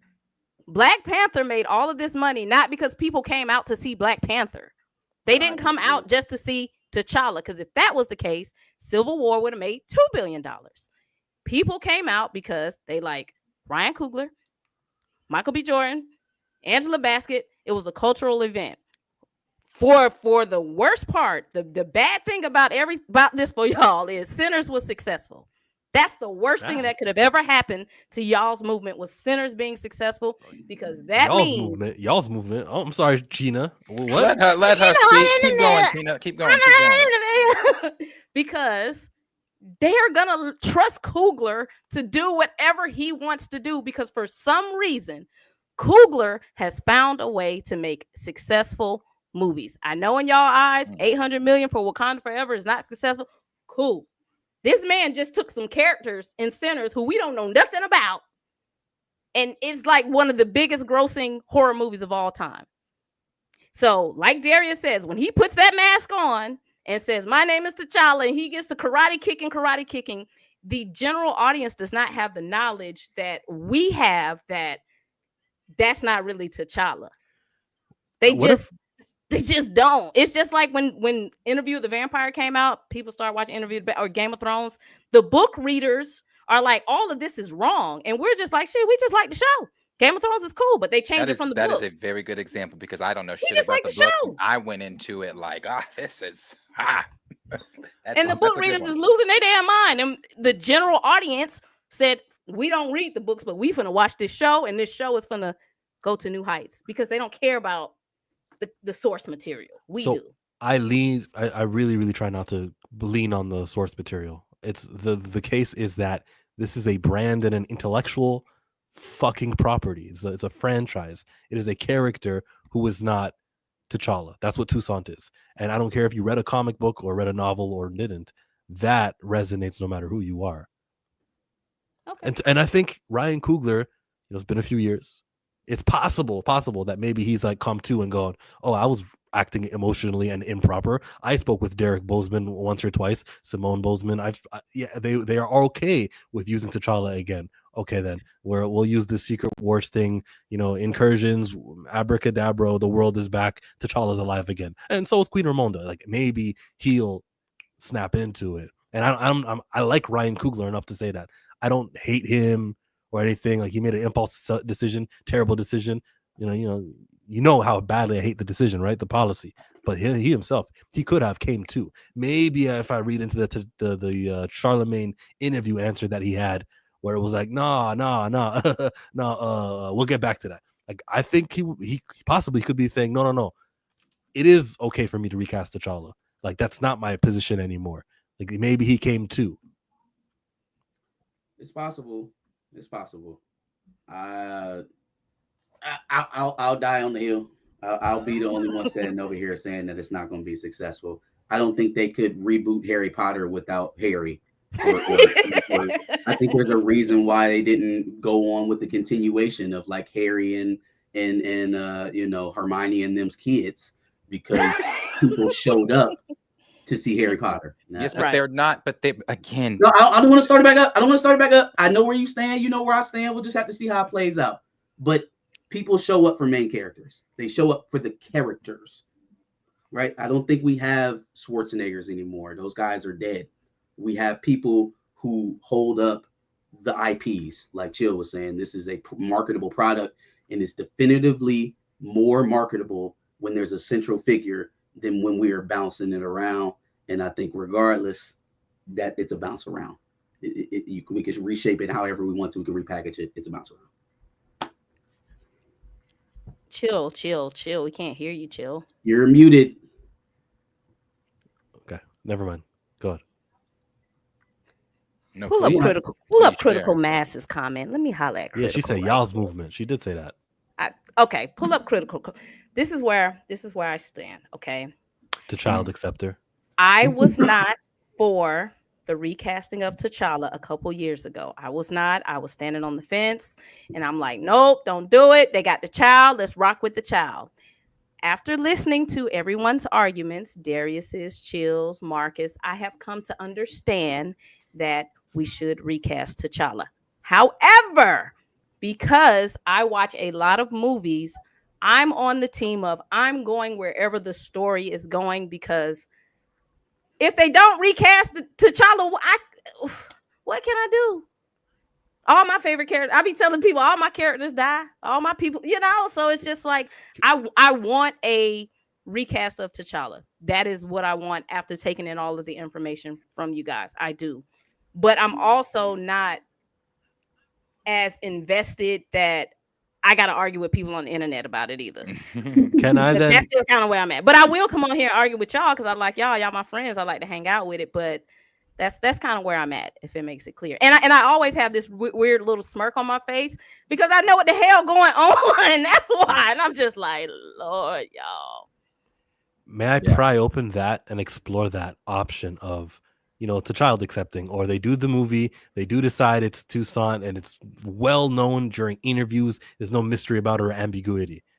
Then, yes, I'm mad at Tina for what she said. Yes, I'm mad at Josh Denner's what he said. What is the policy? Like, what's the line in the sand? Is it, all right, guys, recast T'Challa is over. They have committed to Toussaint. From now on, don't support it, boycott. Like, what's the message that the majority of us? Because I'll answer first. Actually, I'm boycotting. I'm gone. I will never spend money on anything Marvel, Black Panther, Marvel. Period.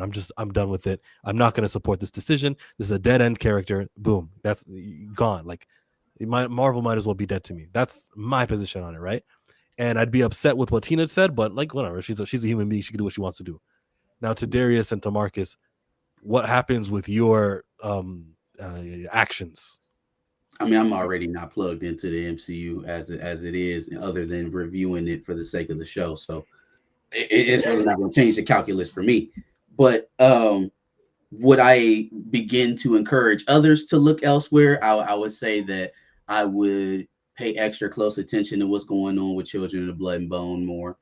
Yeah. I would look for, any budding Black IPs that are coming out of Hollywood that maybe aren't tied so much to the major studios. That's already where my focus is going as it is. I don't know if anybody's picked it up from, last couple months of the stream, but we try to dig a little bit deeper for stories outside of Marvel and DC, because at the end of the day, profit is the bottom line for these companies, and above all of the other fandom cries that they get on a regular basis, surely the Black ones at the back of their list. So it's not as if I'm holding on a hope and a prayer. Mm-hmm. But what I want is what I want, and I think we deserve the deference that any other community gets when it comes to how they market to you. To those normie fans that you talk about, the general audience, I want them to love and respect themselves the way that I love and respect them. The way that I advocate for them folks, I wish they would love to advocate for themselves. So if you have a general audience viewer chat in your life that don't really pay attention to this stuff, politic with them when you can. Make sure that they become one of the folks that do pay attention more, because especially, if you're coming from our community, because I don't think, like y'all said, express this a lot, people don't pay attention that closely. People are not that tapped into it. it doesn't take too much to ask a few questions, and then you could enlighten somebody's mind totally. And I just want black people to get paid, so by any means. Sure. Yeah, never mind. It's Darius's turn. Mine's, I've addressed it. I'd be done. I'm already done with the Black Panther franchise within the MCU. There's not a whole lot. I'm getting criticized online because I guess I'm not showing enough positivity to Ironheart, and to those people that are saying that, I'm gonna watch it. But to those people, I'm gonna watch the first episode. It better be good for me to continue. But if to those people that are saying that, it's the thing about that is nobody's. I guess I ask you, where am I pulling excitement from for Ironheart? Like where am I supposed to get excited for Ironheart? It's like asking somebody to get excited about the casserole they left on your front porch. Right. Like fam, y'all started marketing Ironheart like a week ago. And you thinking that this last ditch little virtual interview with Robert Downey Jr., where he says he loves Ironheart, is supposed to push her across the finish line. Y'all, that little thing that she had when she was going through the school and the kids was cheering her in, y'all should have been doing that 6 months ago. 6 months ago. That should have been happening 6 months ago. So the reason why people aren't enthusiastic about Ironheart is because you didn't make them enthusiastic. It's because you didn't even attempt to market her in any real way. And that's on top of you, this being a 3-year gap from her last appearance in Wakanda Forever. Exactly. So it's craziness. So no, it's not our fault. It's Marvel's fault. At the same time, there's some rumors about that series that are making me intrigued, and I will be honest about that. Ironheart is a character that was written by my comic book goat, the person who was writing that got me interested in spending my own money in comic books, Brian Michael Bendis. So I may give it half a chance. I might. If the rumors are true. Problem is, I'll know what I want to know about the series on the first day it drops, because they only doing 2 days, 3 episodes a day. So that shows you how much they give a damn about the series in general. I'm not mad at that though. Why would you not give her 6 weeks of release to try and get some ratings? It's like you definitely don't expect to get no subscribers off of Ironheart. They don't, and they shouldn't. When they released the deal that they released today, talking about to catch up on Ironheart, to know what she's going to be doing. Watch Iron Man, watch Black Panther. What the fuck does the first Iron Man, Black Panther? The only thing that she has anything to do with is Wakanda Forever. That's it. That's it. So they know they're desperate. They want people. They're trying to bamboozle people into thinking that the titles that they show, those past Marvel films, that she somehow that all of that somehow is going to play a presence in a Phase 4 made TV series where that mentality was completely out of the window. So don't come at me talking about why am I not excited? Why am I not being positive? That's why I'm not going to sugarcoat this shit. I'm not Willy Wonka. I do not care about Ironheart. I'm going to watch the first episode. I'm going to support my black sister. I don't think they wanted. They looked at it and they was like, we looked at how Daredevil leading up into Thunderbolts, right? How that kind of diminished the anticipation for that movie, and the box office did what it did. So do we want another 6 weeks of negative press around this show? That's leading into Fantastic Four. Like, I don't know. 2 weeks. If we want to do that. They're doing 3 episodes. What does success look like for Ironheart? They would be. What does the success look like? Oh man! And I'm gonna be completely real with you. What does success look like? I'm gonna get completely real with you. Them kids she was dancing with is her audience. Because I know I use this example all the time, but I was on Facebook. They had Marvel posted that little poster and I went in the comments. Not a one was positive. I don't know these people. I don't know these fucking people. These people from all around the world. Not a one was positive. Not a one. One of my favorite comments was somebody that said, "I can't wait to hear how this wasn't made for me." So I'm telling you, they're checked out. This show is going to bomb so bad because I came in thinking Daredevil, because of its Netflix and it was going to be continued on and I thought that shit was going to really do great for them. I was like, Daredevil should really take off for them. It didn't even chart. Ironheart, a show they just started promoting 2 minutes ago. That's not going to do well at all. That's why I was saying I don't think that they wanted. That's why they didn't do a 6-week release, because that would have taken them right up against Fantastic Four. You don't want people to talk about how shitty the MCU is when you need to make some money off of Fantastic Four. So we don't really have faith in it. We'll push some of our marketing budget on all of these popcorn fucking boxes and the cars and all the merch that you can buy at your local store and stuff like that in advanced screenings. So that's probably where that marketing money went. It's unfortunate for Dominique Thorne. I didn't want her. I'd be pissed if I was Marvel project to go out like that, but I'd be mad as fuck if I was Dominique Thorne. That's why when she originally shared the trailer on her Instagram, her caption was "Yep."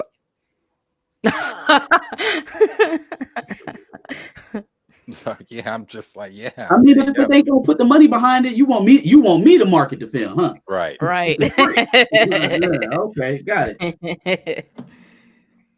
That's true. So yeah, no, I don't see that being that successful at all. But we'll see. They're saying though that, I know that this is not on the same topic, but we're talking about Marvel and successes, that Fantastic Four is going to outgrow Superman.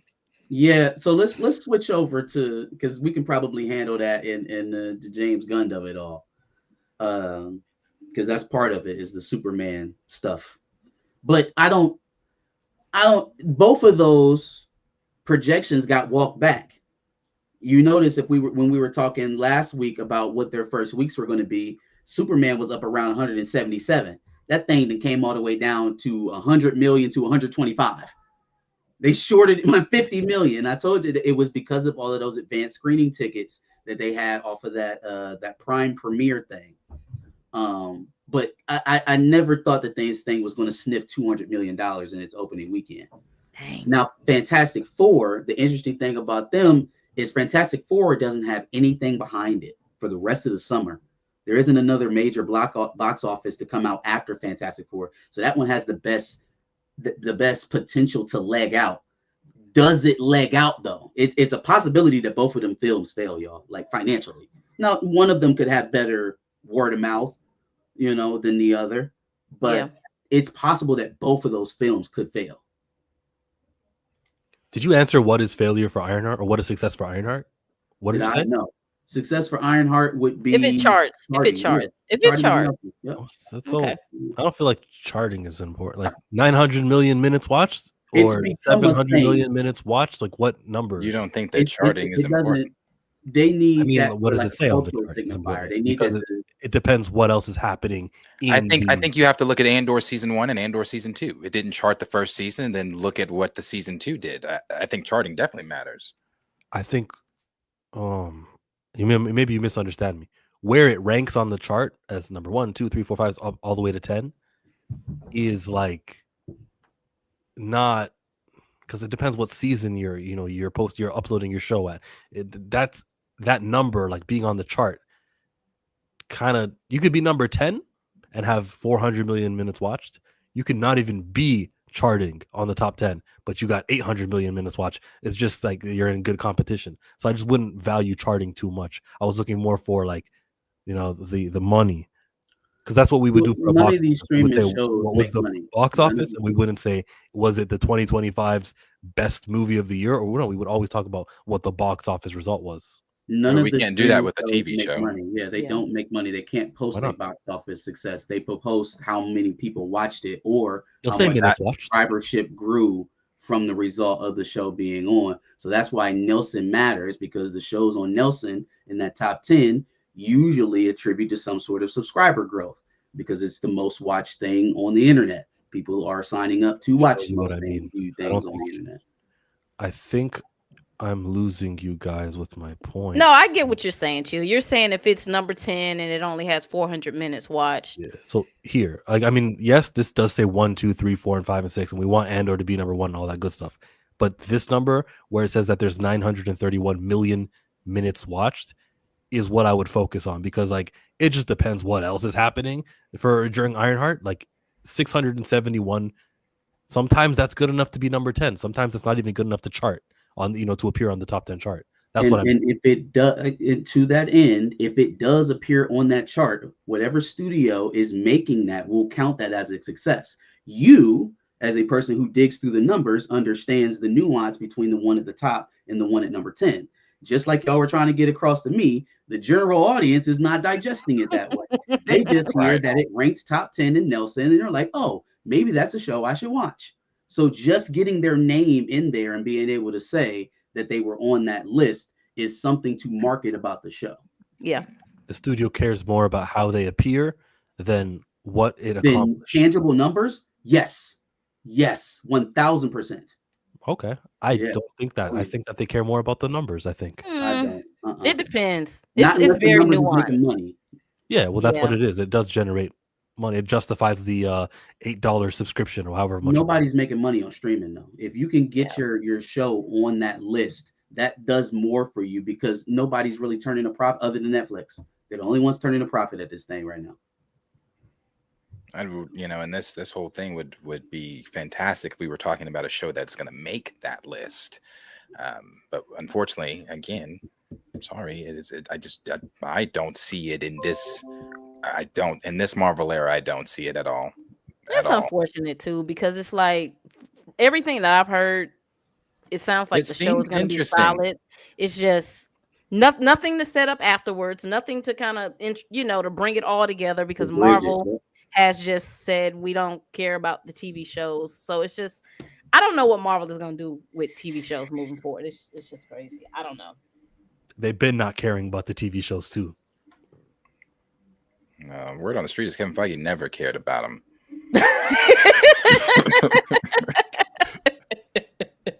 Gradually see the less and less care. WandaVision, absolutely essential if you want to see. Yeah. What was the last one that came out? The last TV show, Daredevil? I don't think that's mentioned in Spider-Man or anything in New York.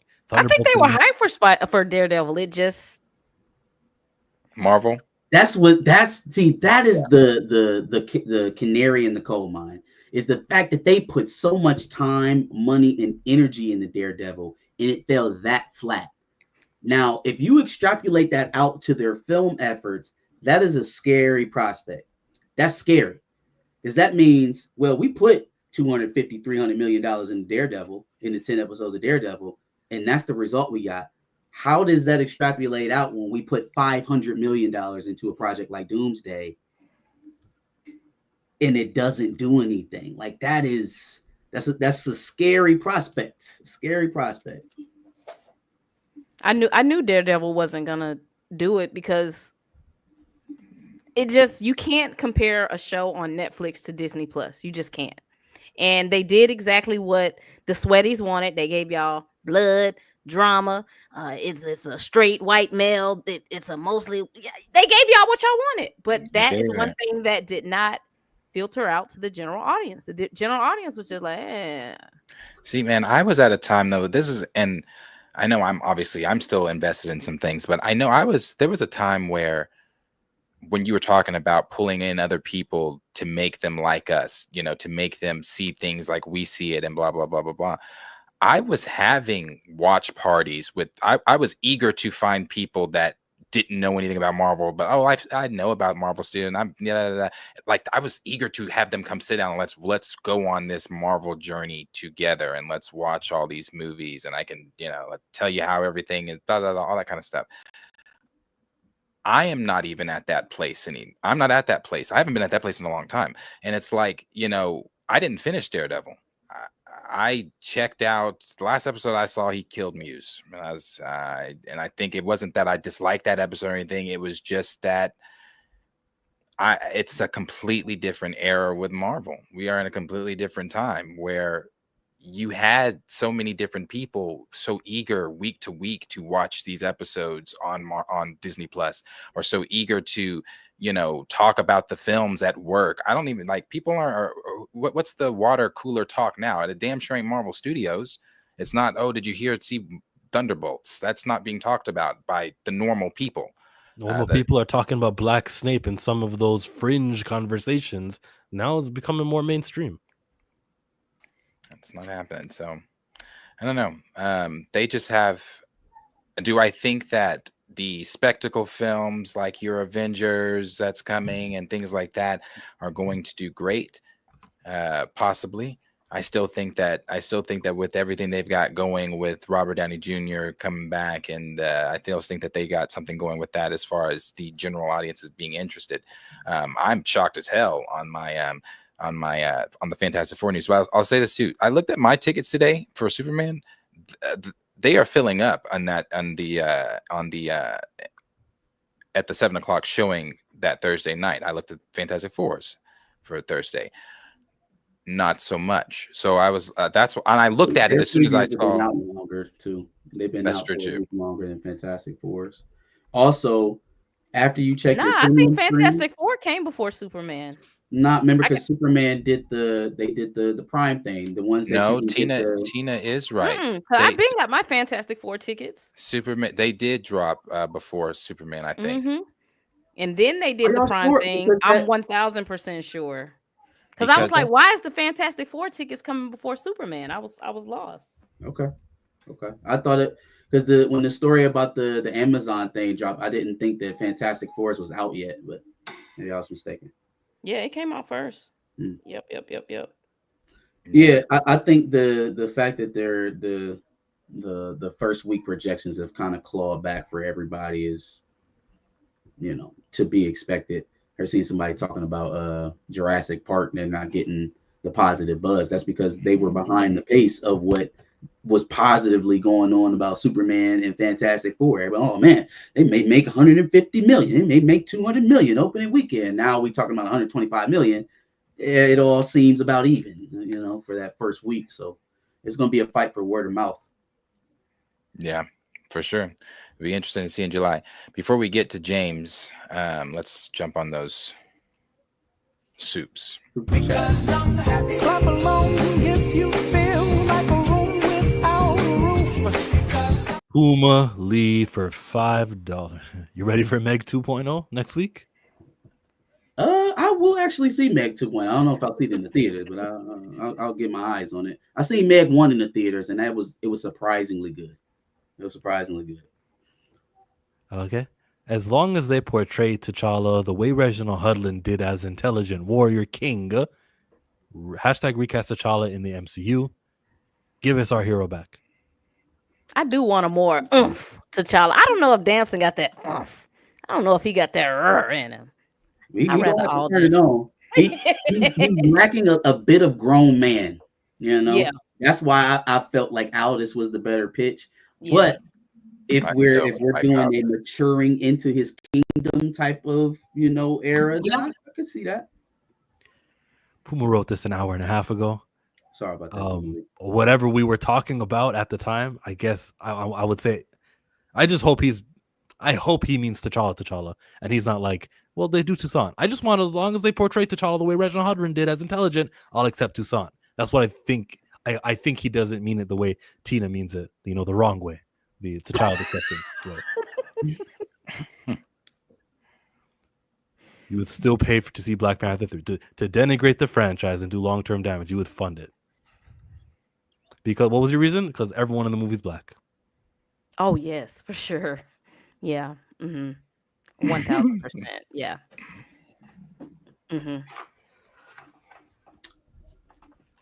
Let's don't do it. Chill. We talked for 4 hours about it. Let's don't argue. You're on right now. Gotta get to, and we changing topics. I won't fund it if the overall is bad. If the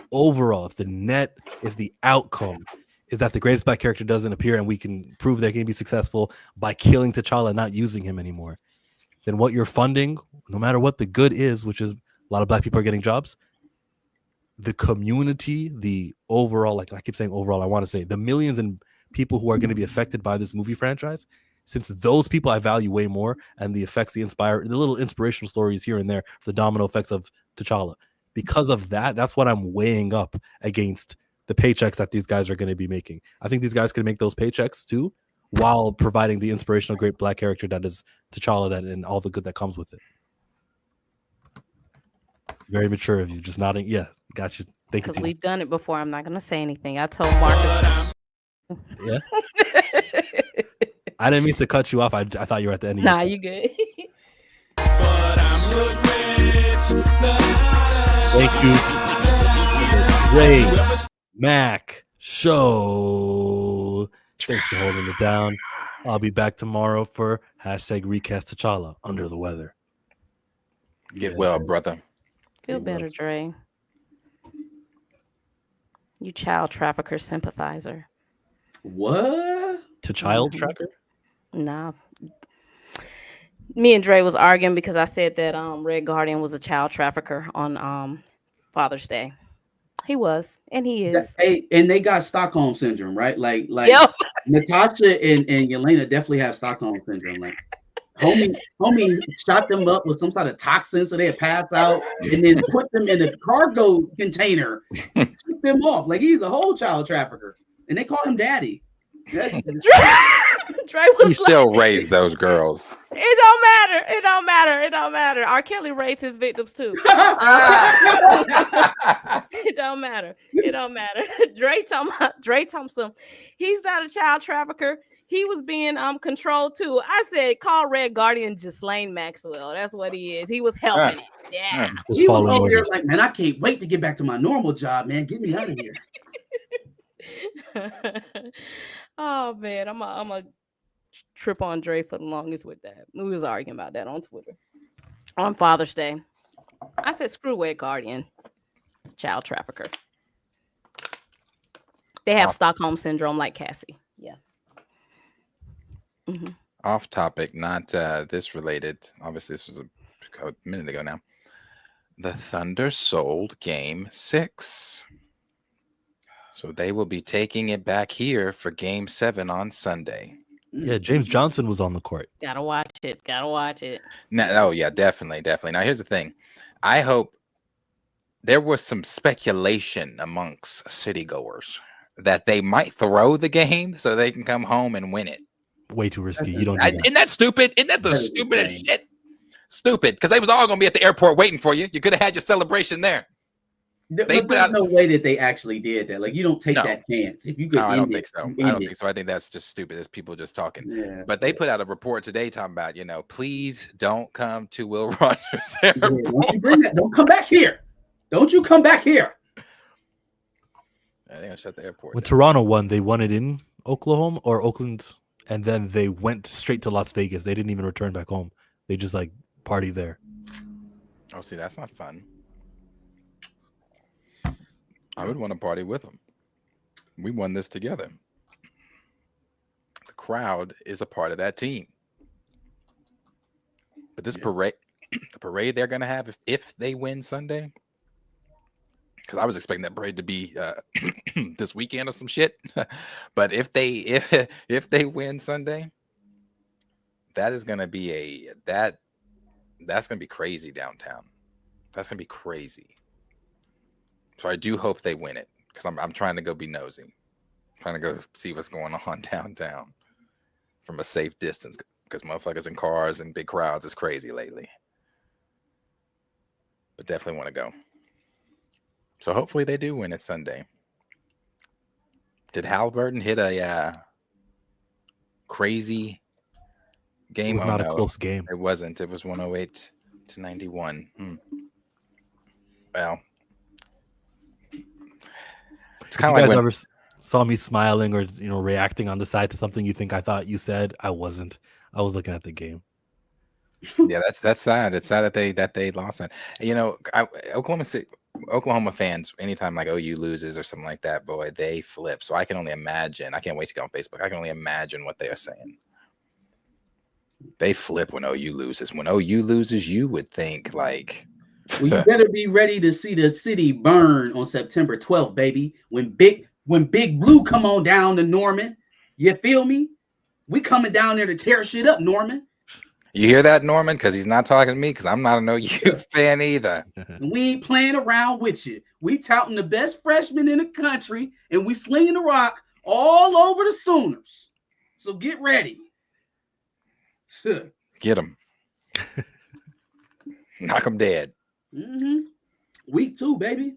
Week 2. Can't wait. Week 2. Can't wait.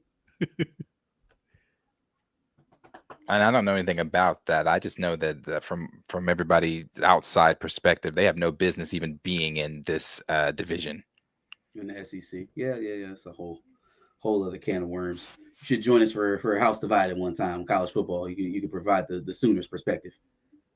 Oh yeah. So I fully expect some action. When was it? December 2nd? September. Oh, That's when we play football, Darius, in the fall. Oh, okay. September. I'm sorry. My bad. September 2nd. I'm Not fully week 1, week 2. expecting ass whoopings in the 405. Yeah, no, we coming down for sure. We want Texas steaks. We want porterhouses. We want loaded baked potatoes. Make sure y'all set all of that up for us. We want a real Oklahoma steer dinner. 46 ounces, medium rare. I'll let the team know. What we got next, man? Let's talk about James Gunn and him spilling the guns all over this Rolling Stones interview. Oh, James. Do you have the interview? Sure. If I go to Rolling Stone right now, I think they're going to do the thing that they do where you got to pay or you got to sign in. Not we eat steak well done. Animals. No, mine's got to definitely be animals. Medium. You gonna kill the steak? Medium. It's already dead. You ain't got to turn it into a tire now. My steak got to have a little mood to it. At least a little bit. Put the center red at least. Yeah, I need it to still be grazing just a little bit. Grow up, Johnny Washington. Interview from 4 days ago. Here. I don't like James Gunn. Jesus, I'm gonna try not to be rude to him. You know what's so funny about this is that you would think that this interview would be for David Cornsweet, like this type of in-depth, sitting on a therapy couch. Let's go through 7 rounds of this, that, and the third, and your future plans. Like, isn't it unusual? It feels like that's what you want the star of your biggest franchise. He is the star, though. He is the star. He's crafted this for him to be the star. It's crazy. I've never seen a director continuously pull back the veil to the inner workings and what's going on in their projects so frequently. How many times have we heard James Gunn talk this year, even before we got this unveiling of everything? Oh God, so much. And there's even the stuff he's even just recently said on Twitter, like debunking things or going at the Snyder guys. I don't think we'll suffer from the 14 people not coming to watch the movie and stuff like. Okay, let's start there. Let's start addressing the Snyder fans. Like, first of all, why? Why, dog? I don't know. It's so it's so weird. Like, why are you arguing with the Snyder folks? They have no power. You already gave, or you didn't give them, but they already got what they wanted in the cut, right? Like, you can just totally ignore it and face forward and do your thing. Why acknowledge them and antagonize them? To do exactly what they were planning to do, to review bomb your movie, to try to book seats in the theater to make it look like it's booked, but not actually purchase the tickets. Like, you understand that's what people do. In an organized fashion, they go to YouTube videos that the studios produce and purposefully dislike them to try and set the tenor of the marketplace. That's exactly what they do. People to a certain degree, there is a growing audience of folks who understand how the movie magic happens. And if they can find a way, if you allow them to find a way to throw a wedge into your momentum, why would you even create that situation? This is like She-Hulk and Doomcock all over again. Why are you talking to these folks? You, the studio, the $1 billion company. Why are you talking to these folks? You don't have to. I don't get it. I don't get it. I do not, but it ain't for me to get. I don't get it. I don't get it either. And he keeps putting himself in places like where, again, just kind of throwing it back to I think it was still in the Rolling Stone interview, maybe. Was that the same interview where the pictures of Rachel and David, and they were intimate kind of, and then I'm like thinking, why is he there? Why is he in these photos with them? Why? So it's so strange. Like, I'm low key thinking he's gonna have a cameo in the movie. My head. But what I'm like, what I why are will you in this say, movie? I think James Gunn has realized that he has to. He dang, I hate to bring up Diddy. He has realized that I have to Diddy this. I have to make myself the star because when all this is over, I still have to continue with my brand and I have to keep working. That's the only thing I can think of because otherwise I see no legitimate reason for an executive to be so forefront like he is. It like irks me and I don't know why it bothers me. Like get off Twitter sometime. Just sometime, James. Not all the time. I And said then that he last. lie. And then he lies. That's what Yeah. bothers me. He lies. I hate people who lie because you ain't even gotta lie. He tell lies that ain't you don't even have to lie about. Like, oh no, the budget is not 363 million, even though that's what we wrote You just down. don't answer it. Just don't answer the question. Fam, you don't have to tell us what the budget of the film is, but don't tell us that the piece of paper that I seen ain't the piece of paper that say this is what we expect the budget to be. Like, there's things that you can avoid and that you don't even have to address and just leave ambiguous. And that's the power of the size of the company that you're working with. He don't use that. He is like the most normal, ordinary, slipping up of the tongue type person there is in Hollywood. I swear. He just talked. He may have had a lie here or Nate Moore lied, either or. When they were talking about the mandates that the studio like Disney put on Marvel to create more output, there was a line like that in this where it says movies and a Christmas special and noted that Disney's mandate to increase Marvel's output amid the launch of Disney Plus had a negative impact on the larger universe. Disney CEO Bob Iger has openly admitted to making this mistake. So that's a lie, or Nate Moore is lying when Nate Moore said we were not forced to make this. This is Disney that we can do whatever we want. We cannot do the movie or do the movie. So one of these guys is telling the truth here. I think Nate Moore is lying. I think, and that was a volunteer lie too. Like that was, I was watching the E-Man interview where that happened, and that wasn't one of those on E-Man's question cards. He just kind of just volunteered, spewed that out. By the way, it wasn't Disney. Disney didn't tell us that we had to make this movie. Well, I think making the movie is different versus making the Disney Plus content. So I guess I would have to see what that conversation was. My only thing with Kevin Feige, they didn't just wake up one day and said, Kevin, we need TV shows. Like y'all know a year, 2 years in advance. So for you not to be prepared for this output is what frustrates me with Kevin Feige. It just bothers me. And his excuse is I was just stretched too thin. You knew 2 years ago you was going to be stretched thin. So you have to prepare for this. It's just poor leadership, management. It bothers me so bad. Every time I see somebody put a cape on and say Kevin Feige was stretched too thin. I mean, he didn't delegate, obviously. Yes. Right? That's one thing that you can do if you have too much work on your plate and you have this whole other platform that you have to create content for. The first thing I would do is delegate a head of streaming or a head of whatever you call the Disney Plus shows verse. So there has to be a head creative over that because I can't make my eyes in two places at once. I can't keep focus of everything that's going on the cinematic landfill and then also shepherd every single TV show that comes through the pipeline over there either way, because like he said, Marvel is now creating content for a assembly line. Like they need you to churn out seasonable, IPs so that we can keep people coming back to the platform month after month, season after season. They get to play those subscriptions. So that was never really a feasible thing for him to just take full control over everything because, you just can't. And James Gunn is going to run into that. Y'all see him doing it. I want to do everything. You can't do. It's not possible. You're going to burn out. You just can't writing a script for Wonder Woman, fam. What? You doing what? Who's Batman? No, back up. Who's Batman? Since you're writing a script for Wonder Woman, tell me who Batman is since you got everything figured out. He took a jab at Marvel too in that and said, Did you pull the article up, Chill? Yeah. Okay, I sent you a link that maybe you could have bypassed the. Oh yeah, there it is. There it is, right there. Get your Samsungs. So what part am I looking about right now, Darius? What did he say to throw a shot at Marvel? right there where he said that wasn't fair, it wasn't right, and it killed them.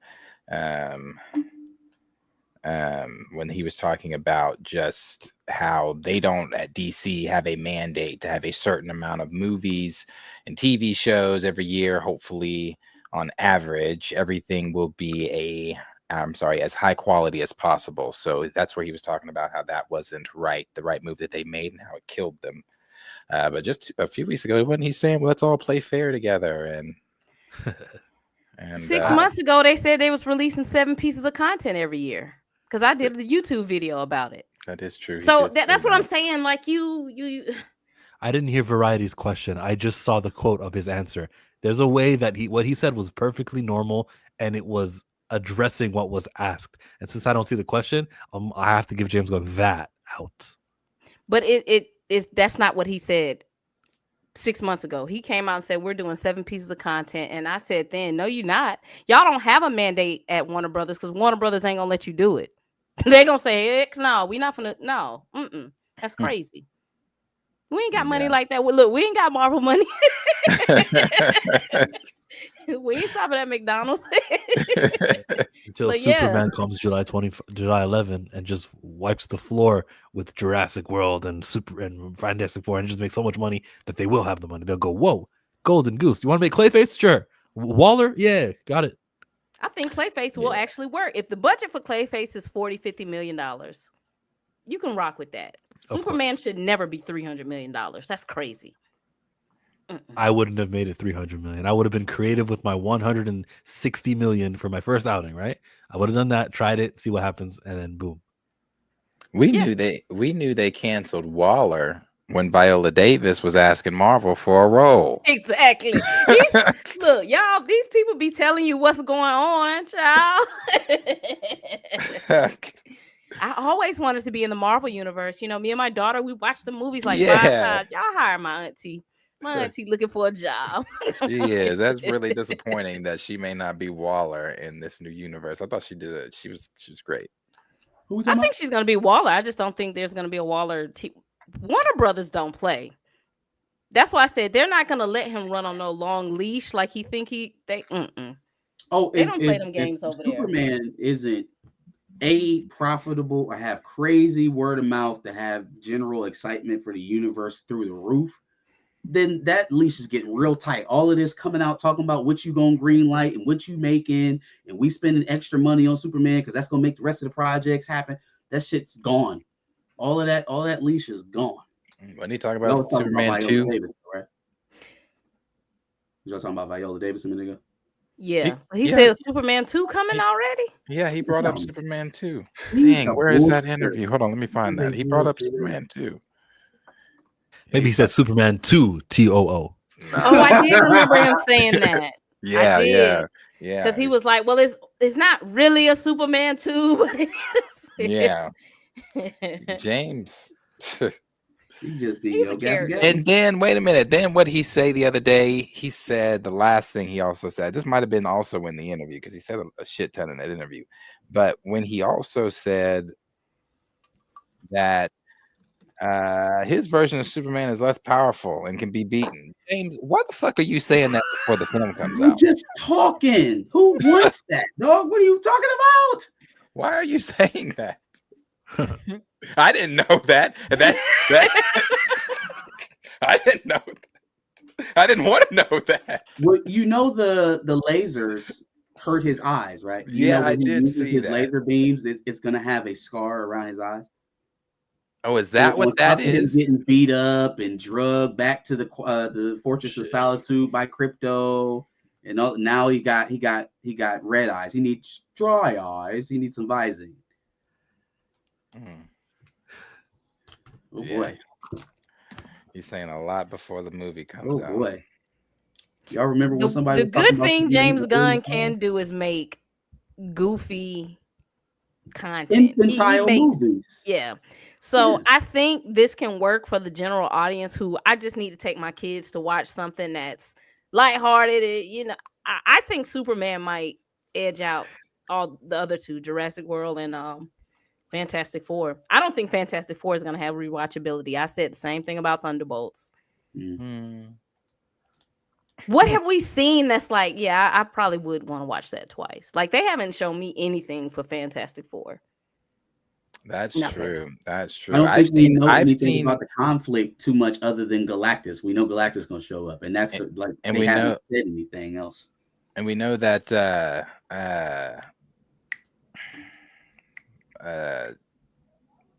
Silver Surfer? No. Oh, the thing that came out in the Mexican Giganto, commercial. yeah. The Spanish commercial. Little Bruh, Caesars. Oh my God. I thought I was making fun of James Gunn kaiju. Oh my God. No, they didn't put that in a commercial. No, they didn't. No, they did not put that in a commercial. I was thinking to myself, maybe it's not done. But why is it in a commercial? I just don't know. Like, what? Why are y'all showing these people this shit look like this not supposed to be? Pull it up, Q. Just, or Q, Crazy. chill. Just if people don't know what we're talking about. It looks like something out of The Incredibles. It does. It looks like something out of The A little. Incredibles. It when I saw it the first time, I said, oof. But I just thought maybe it's just not done. I'm like, woof. Oh man. My God, Jesus! What But in the it's a Little Shazam? Caesars commercial. That's why there's a pizza box here, pizza here, and the logo's there. No, it's definitely a commercial. But everything else is like probably footage from the movie. I would assume. I wouldn't say this scene right here. I would say is a scene from the movie right now. But the thing that was deplorable here, I can't tell you that this is from the movie. I bet it is. All right, let's hope not. let's for Fantastic. But we've heard that we're going to see. Oh, I don't know if is this a spoiler? I don't know if that's a spoiler. I don't think that's a spoiler. But we're supposed to be seeing them fighting multiple of their comic book villains. That's supposed to be Giganto, I think. Is it? There's an in-canon comic book that they're releasing where they face Giganto. At least he's on the cover. Yeah, man. Yeah, no, that's something else. But as far as James and his talks, another interesting thing that he broached was a secret DC project that they may be working on. Any thoughts? Any speculation on what that project may be? Oh, I think it's just he did just recently. I have no idea. Like Bo DeMeo said, it'll be a white straight male. Knowing James, it could be something. It could be like Kite Man. Knowing James, it could be some shit like that. Like it really could be. It could be some shit like that. This is the same guy that championed Sergeant Rock and that is really pushing for Clayface, and that is for real. That is really happening. That's like they have an actor. That's happening. Well, so it's either one of them things got canceled. Either Sergeant Rock or Clayface got canceled because they was talking about, well, we had a project that we just had to scrap and we couldn't get it together because I don't want us to have a project with a bad screenplay. But I'm like, hold on, man. Didn't you just tell us that you don't bring any of these projects to production unless the screenplay is done? He did say that. Literally talks himself in circles. He does. He can't remember what he said. He's he a can't self-eating snake. You muted, Tina. You muted, I think. I can't hear you for some reason. I was saying he boasted that years ago. Over here in the new DC, we're not bringing any movies unless the script is perfect. So when all these movies start coming out, I'm like, but then we're seeing, the script isn't done. I'm like, well, why are you even announcing this stuff? Well, then he just recently also said that about Batman. Like they are redoing the Batman script because of what they brought he didn't like. So wait, is that Batman Brave and the Bold? Or is that? I think that was the Brave and the Bold. I think that was the Brave and the Bold he was talking about. Yeah. Because the Batman 2, it's almost like he created a narrative about Matt Reeves and then tried to halfway protect him about it. He was like, Matt Reeves is slow. Leave him alone. God, let him take his time. People are so mean. I'm like, hold on, bro. People been talking about this man. They have some family problems. Ain't nobody been talking about, he's slow. You said that. You said he's slow. Talking about G's, leave him alone. I felt like he gave him a little underhand move Yeah, right there. that boy need a gag order, bro. He just say whatever. I just be like, James, you are an executive. Like, you are an executive. Yeah, he said he confirmed he's not writing Brave and the Bold, but he's working with the writer to try to get it right because the character is incredibly important to DC. Why? Like, why are you working with the writer? Like, why? Let the writer write, and if it don't work, then you look it over. You send, I don't need you right here. Over his shoulder, right? Yeah, Right. yeah. We're gonna do this collaboratively. Like, no. You did Superman, man. Worry about Superman. Could that be? Could that be what is the? I doubt it. We probably heard something about that, but I was gonna say, could that be the issue with the Batman 2, or could it really just be that Matt Reeves is slow? Which is it? Is Matt Reeves slow? Is he going through something? Which is it? So I don't think there's a world where James Gunn is actually having two separate Batman conversations. I don't think the man has the capacity to work like that. I think so much is in flux about Reeves' Batman for some reason or another, whether it's personal issues, whether it's deciding on direction of the franchise altogether, whether it's a power struggle between James Gunn and Matt Reeves. Something is keeping the decision of how Batman is going to move forward as an IP aloof. It's making it very static at the moment. So I think one of two things has to happen. Either they greenlight the Batman 2 and it makes so much money that could act as James Gunn's cover to all of this. Oh, it's not likely Batman's going to be this universe. Oh, it's not going to be this version. Oh, no, we're going to do Brave and the Bold when he eventually has to back off of all of that and just take Pattinson. Or there is no Batman 2. They cancel it, and then he just shifts Batman focus completely over to Brave and the Bold. I don't think there's a world where both of these things get off. I don't think he has the capacity to look over Matt Reeves's back while also trying to create a whole nother Batman over here, and then make the audience care about both too. Like, because they're going to choose. I'm pick. Just trying to. I don't understand this Batman thing. I really don't, because let's just say, I don't know what's going on, but let's say he's going through a divorce. Let's say a child is sick. I don't know. Charlie Sheen. When does it become a point where you say, I can't do it, I got to focus on my family, versus it's just kind of in this limbo type situation? One more year. Weird. But that question that you're asking, Tina, James Gunn's asking that question too, and he knows that if he lets go of him now, he'll be the bad guy in the situation. So he does need more time to pass before he can make that executive decision. And then when the story eventually gets out, we'll go, well, yeah, James Gunn waited. It was 4 years. This is what he further went on and said in that he mentioned Reeves in his Batman. He said Batman has to have a reason for existing. So Batman can't just be, we're making a Batman movie because Batman's the biggest character in all of Warner Brothers, which he is. But because there's a need for him in the DCU, and a need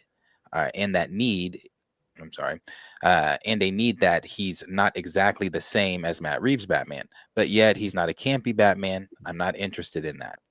I'm not interested in a funny, campy Batman, really. So we're dealing with that. I think I have a way in, but the way I think is really, I know what it is. I am just dealing with the writer to make sure that we can make it a reality. So he's over the dudes, whoever the writer is, he's over his shoulder, and they're trying not to make it campy. And if we know James Gunn, this is the same thing he said about Superman, that this Superman wasn't going to be campy. And everything that we've seen in the trailers from Superman, I'm so excited to see Superman, but I'm telling you, I didn't like the teeth bouncing off the screen and some of the other things.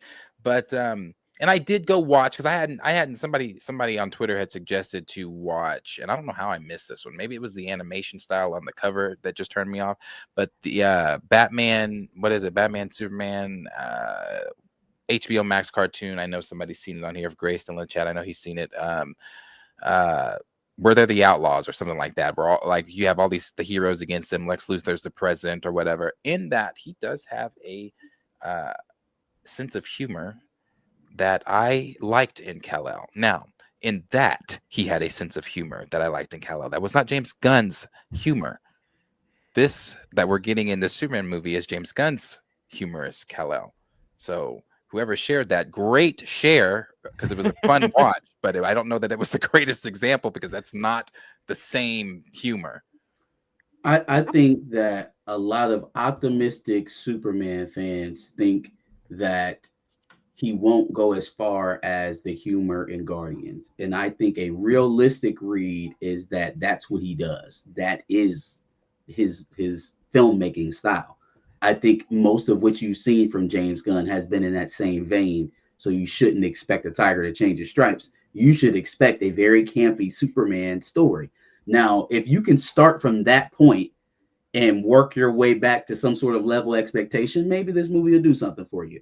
If you are expecting James Gunn to be Christopher Nolan, if you're expecting him to be Steven Spielberg, if you're expecting him to be somebody who knows the moment, who knows how to handle the gravity of or the levity of moments, who's not going to put a fart joke in the middle of the film with your protagonist.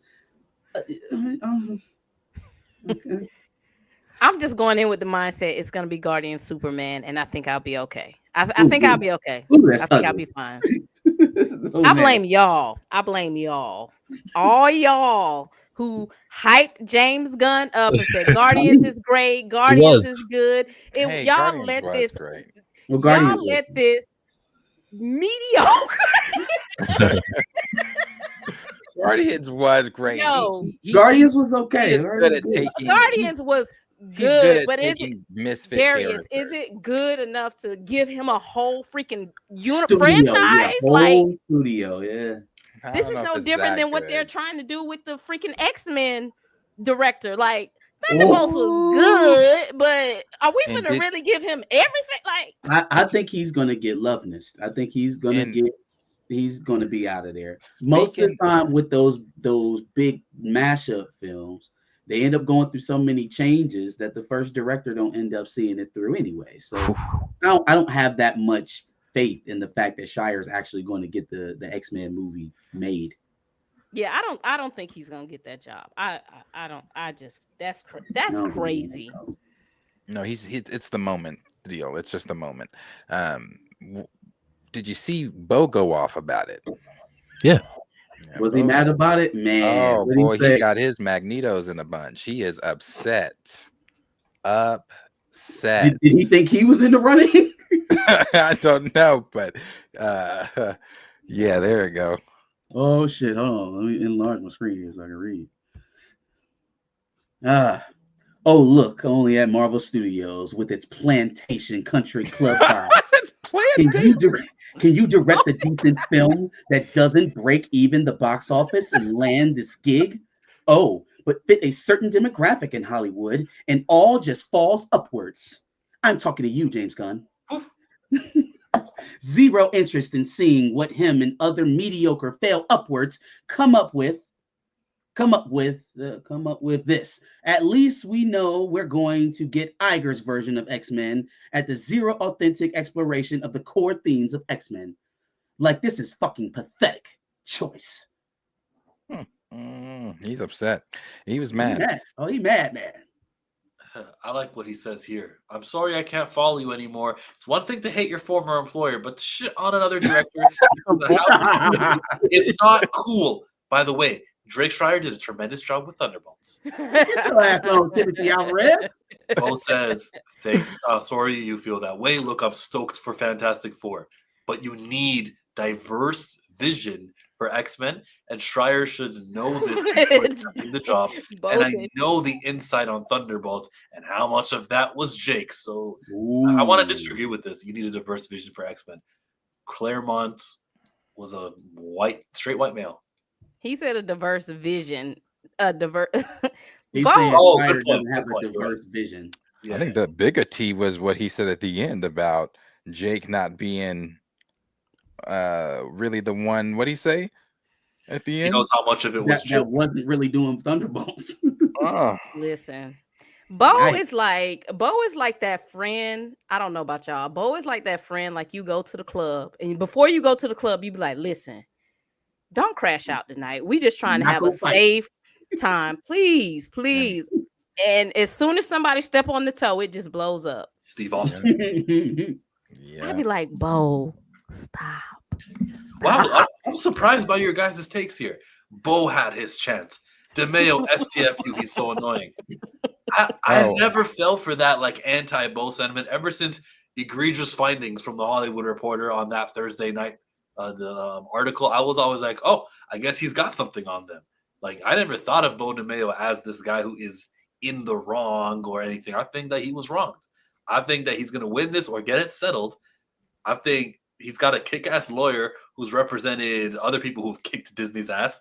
I don't think of it that way, but it looks like you guys are a little bit tired. No, I agree with you. I think my only position is I just think I found out a lot about him. I think he's a little strange. I think the stuff he does while dressing up and as X-Men on his OnlyFans is very strange. He shouldn't have been showing that to his employees, man. I don't know why people have Once such again, a hard time. Bo is the crash out friend. It's like, Bo, stop. Like people have such a hard time with that. Like, oh no, it's consenting adults. You are their boss. Now, imagine at your first job if your boss would have sent you a half-naked picture talking about, now these are the new uniforms that we're going to be lining up in. What do you think? Give me your feedback. You would have been mortified. You know, you can't do it. Leave your employees alone. There are millions of men and women out here that you got access to because you got bread. Okay, and that's all. If you listen to the internet, that's all the people care about, anyways. Go take your opportunities elsewhere. Just don't do it at the workplace. Mm-hmm. And see, I think I said it on my Instagram story a while back when they announced, the rumor had announced that Jake was going to be taking over for the X-Men. I said it would behoove them to honestly I don't know if that relationship's repairable, or I guess a hot take maybe. I would love to have Bo direct the live action. I would love to have him do the live action. I fully trust him. I rewatched 97. I trust him to helm the live action. He understands these characters. He gets it. And those were some badass fight scenes too that we had. Scarlett Johansson sued Marvel. That's why I said it's repairable. It's repairable. Make it happen. But she also told Marvel to take her name off the goddamn Thunderbolts credits. Why did she do this? These people have been wilding, yo. These actors and executives and directors they ain't been playing. They have not been playing. They don't care. She said, "Get my name off that shit." Damn, I be trying to tell Bo. I be like, Bo. Yeah, brother, you had to relax, man. You was moving a little loose. You got a little feeling yourself. You smelling yourself too much. But yeah, no, I agree. I would love to see him back at Marvel doing something with Marvel. We're gonna have a little talk and make sure that we hear what the fans were complaining about in X-Men 97, because it wasn't all bubblegum and roses. In the reaction to some of the stuff, some of the decisions that he specifically made. I know he put the lack of Afrocentrism of Sunspot on Marvel. He didn't blame that on Marvel, but Storm being sidelined and her empathy being her superpower all of a sudden, that bullshit. And then Bishop not showing up at all, really, in the season after season. So forgive me. There's some stuff you could have done better. Let me backtrack. Because I'm so just jumping into wanting Bo to do it. Yes, everything you just pointed out would be stipulations for sure, because we were on his head. I remember when I always say that when we first posted that video about the whole Sunspot thing. I think that's still to this day my most disliked video, and I got hammered in the comments. But then people were telling me it's the second episode, and then we went on to finish the show, and I'm like, well, what happened? So yeah, no, he definitely has to come better with the because he likes to.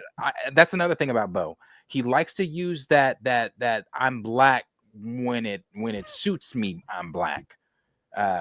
So because whenever people were going at him after he got fired and he was able to talk more on Twitter, he was using that I'm black and wanting to join into the black conversation, thing like that. But where was all that blackness when Storm was crawling through a cave away from that damn demon?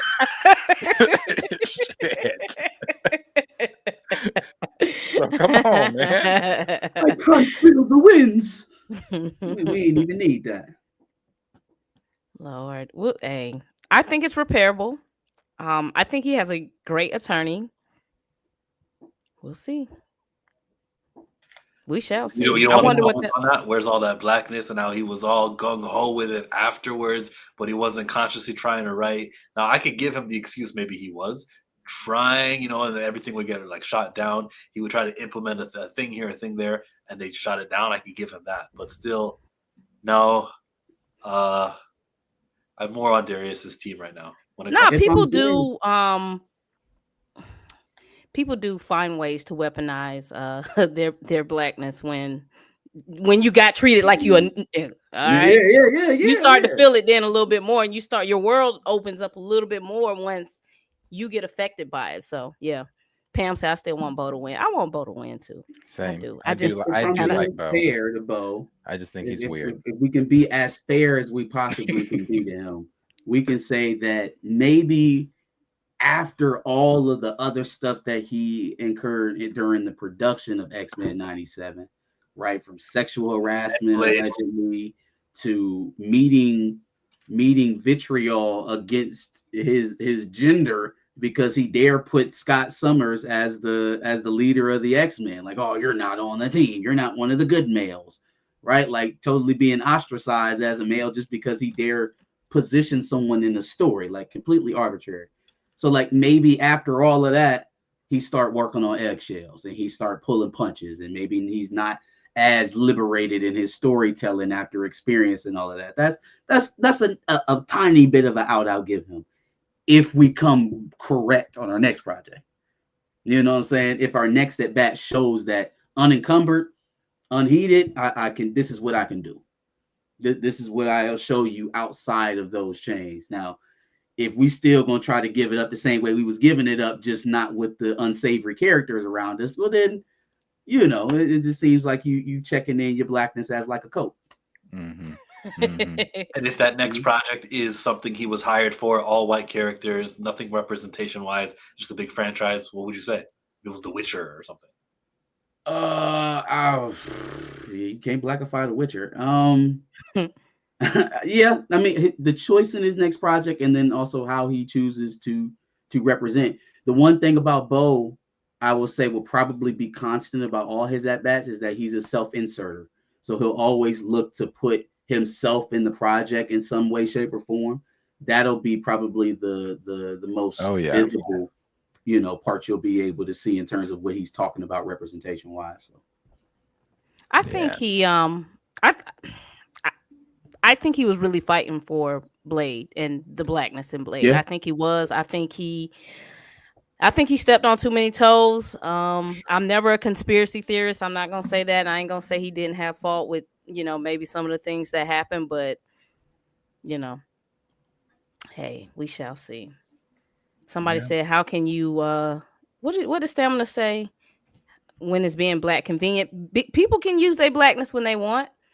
They can. I've seen it happen plenty of times.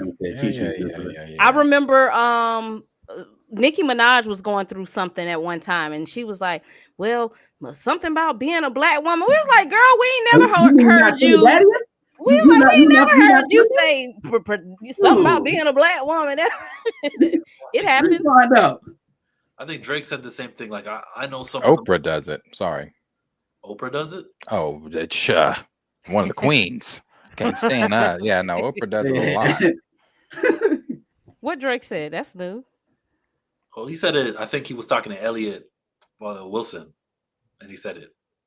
I do remember that. I'm a black man, yo. Yeah, I think I do remember him saying something like that. Yeah. He was like, oh, okay, yeah. It's good to see you're black now. So all of the community housing neighborhoods in which I have in real life with and friends and people involved with. Like from what my eyes, I have not seen the Drake Foundation, the OVO Foundation, uplift or end gun violence and I know I'm tracking right now and I don't like getting on tangents, so I'll stop. But he's full of it. Yeah, I don't like what Drake said.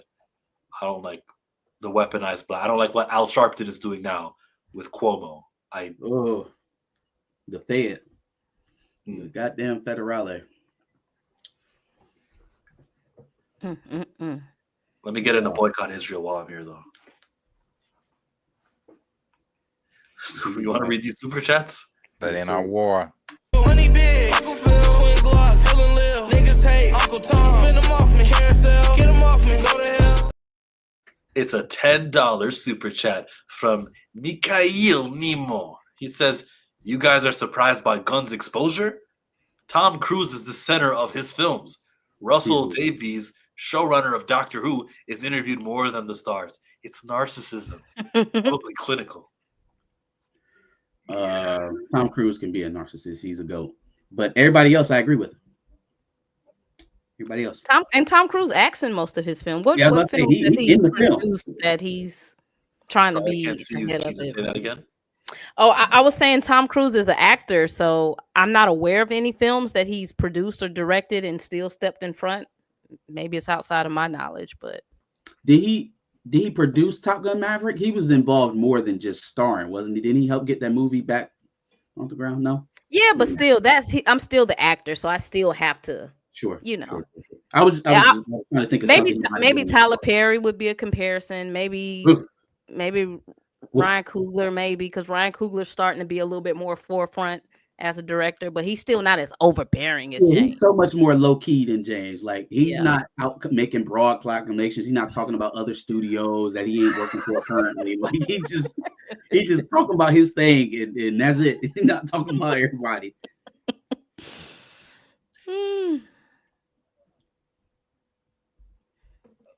What was that last one? You had there was another super chat, I thought.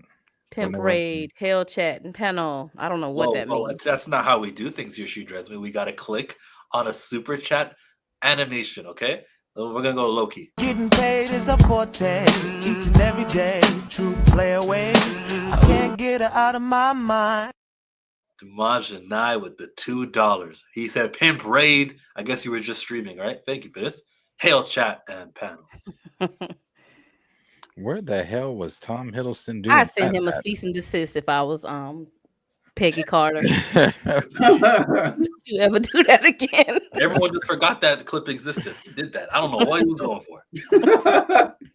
It was the ending that made it the worst.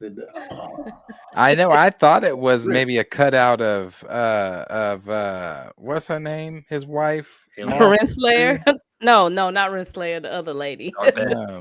Darben.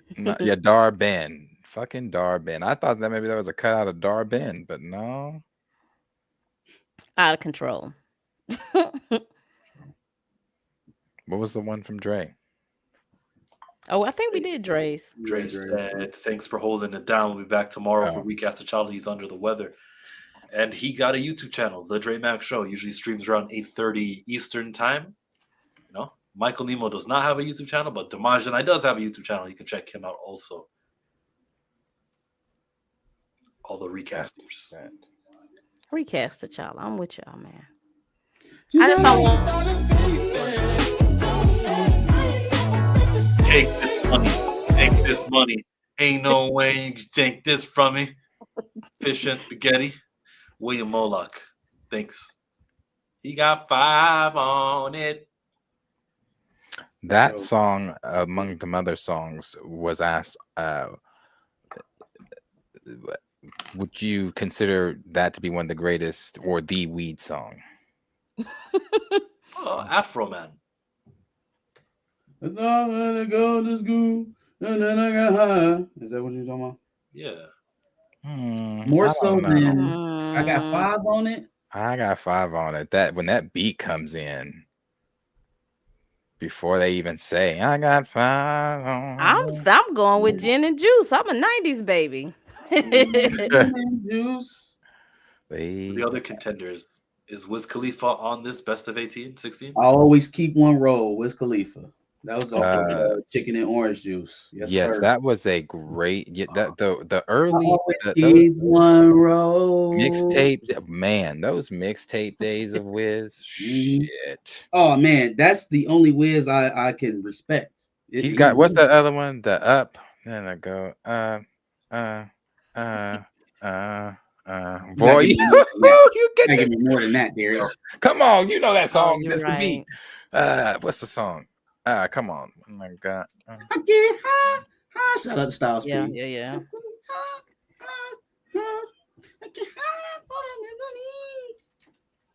Darius, you leaving me out to dry on yours. I'm trying. It's called Up. It's called Up by Wiz Khalifa. Okay. It's not on the list. On that. What do you mean it's not on the list? It's definitely on the list. You listen to this song. This is definitely what you should. I'm gonna hit my pen to it right now.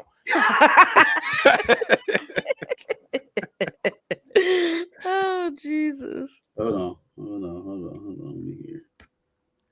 Burn after rolling. I don't know nothing about that.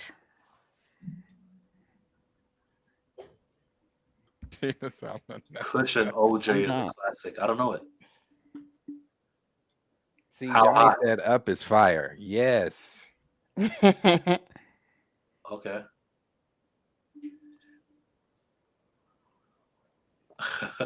He said, you know about this feeling. You got me feeling. Yeah, I know that. Yes, that one. Yeah. Boy, that one. That one's tough. It's a tough one. Which was that? Was that from Cushion Orange Juice? Yeah, it was. Yeah. Man, the old Wiz. Then he turned industry. Start just saying shit. That first album wasn't bad. But Black and Yellow. Black and yellow, black and yellow, black and yellow. That song was played out. They didn't have a chorus. I was waiting for like a chorus the whole time. On what? Of course. Black and yellow, black and yellow, black and yellow. Yeah, I think it was lacking. It was one of the number one songs in the world. My opinion. There was no meat on that. That album. It was an interesting one. He had that good one with wasn't that with Wiz Khalifa 2 a.m. 5 o'clock in the morning. Conversation got boring. You said you're going to bed soon. Talk to me, girl. I go up to the bedroom. Whoa. Just wait there. Yeah. Oh, y'all know what we didn't talk about? Why we didn't talk about all the mystery movies that's coming in 2018? It's the X-Men. Or 2028. 2028, right. It's 4 movies coming in 20. Oh yeah, that is true. They did say that in one of those movies it's Fantastic Four too. I don't know. I spoke over you. What'd you say, Darius? No, it was the same thing you said, that one of the supposed movies is Fantastic Four 2. Yeah, I like that. Anticipating a successful movie this summer, and 3 years later we got a new one. Yeah. What's the other movies then? It's 4. A Black Panther. Okay, what we got? Doctor Strange 3. And X-Men might come in 27, right? No. I think X-Men's coming 2028. I think it's coming after Secret Wars. You can't do it in 2027. We're going to get 3 Avatar movies, 3 new Avatar movies, and the time it takes us to get 1 X-Men out of Fox. Bob Iger is shitting a brick. He is like, how did I get convinced to spend $70 billion on this thing? And the only thing that we've done is turned into James Gunn's playground. I'm not James Gunn, James Cameron's playground. How did that happen? Because you got to think.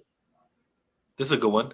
Black Panther 3, Doctor Strange 3, X-Men, and Shang-Chi 2. That's likely. I don't think. I noticed nobody said Blade. I said Blade in my video. I put Blade out there. Oh no, that Blade was listed as one of the supposed ones, which I think is just bizarre. So is this with Mahershala? 2028? There's no way this is with Mahershala. There's no way. Fam, I'm suing. I am suing Disney's ass I'm like, For they trying to put emotional me on distress. ice. They trying to make sure that I didn't end up in anybody else's studio. So they just catch and killed my project. Catch and kill. They catch and killed me from being a superhero anywhere else. I think they right, make the so Midnight Suns movie with Ghost Rider featuring Blade. I don't know if Blade actually happens. Yeah, all right, that's so what let's it do is. this. So next year we're getting Spider-Man and Doomsday. Yep. 2027, there's a mystery movie that summer and Secret Wars. And then 2028, there's 4 projects. Whew. Maybe Doctor Strange is 2020. No, because they'd have to be working on that right now. Yeah, and see, also, I don't think anything for 2028 could possibly be set in stone right now. I don't. Black I don't Panther. think okay, X-Men. maybe Black Black Panther, Panther, X-Men. but Doctor Strange, Shang-Chi. what was the next one? Blade. Like, you don't know if you're gonna be ready to do Midnight Suns after. What if you don't get the results out of Doomsday and Secret Wars that you wanted? Are you about to walk head first in Midnight Suns? You still gotta keep going. No, they're going to keep going. They're not going to stop making movies. I'm saying, then is the calculus still there? Do we still have the same plan if we've hit other road bumps in terms of box office success? Do we get encouraged to change course and do something else because another actor, got messed up? Well, probably not, because if they ain't black, they ain't doing that. But yeah. Fam, you know what they have been decidedly silent about? Jared Leto. Child. Jared Leto. No. Not we marching Jonathan Majors out the back door with his cardboard box because he got into Inspector Gadget movie coming out. But Jared Leto has 9 sexual assault accusers and he's starring in the next Tron movie. Disney did Tron, right? Yeah.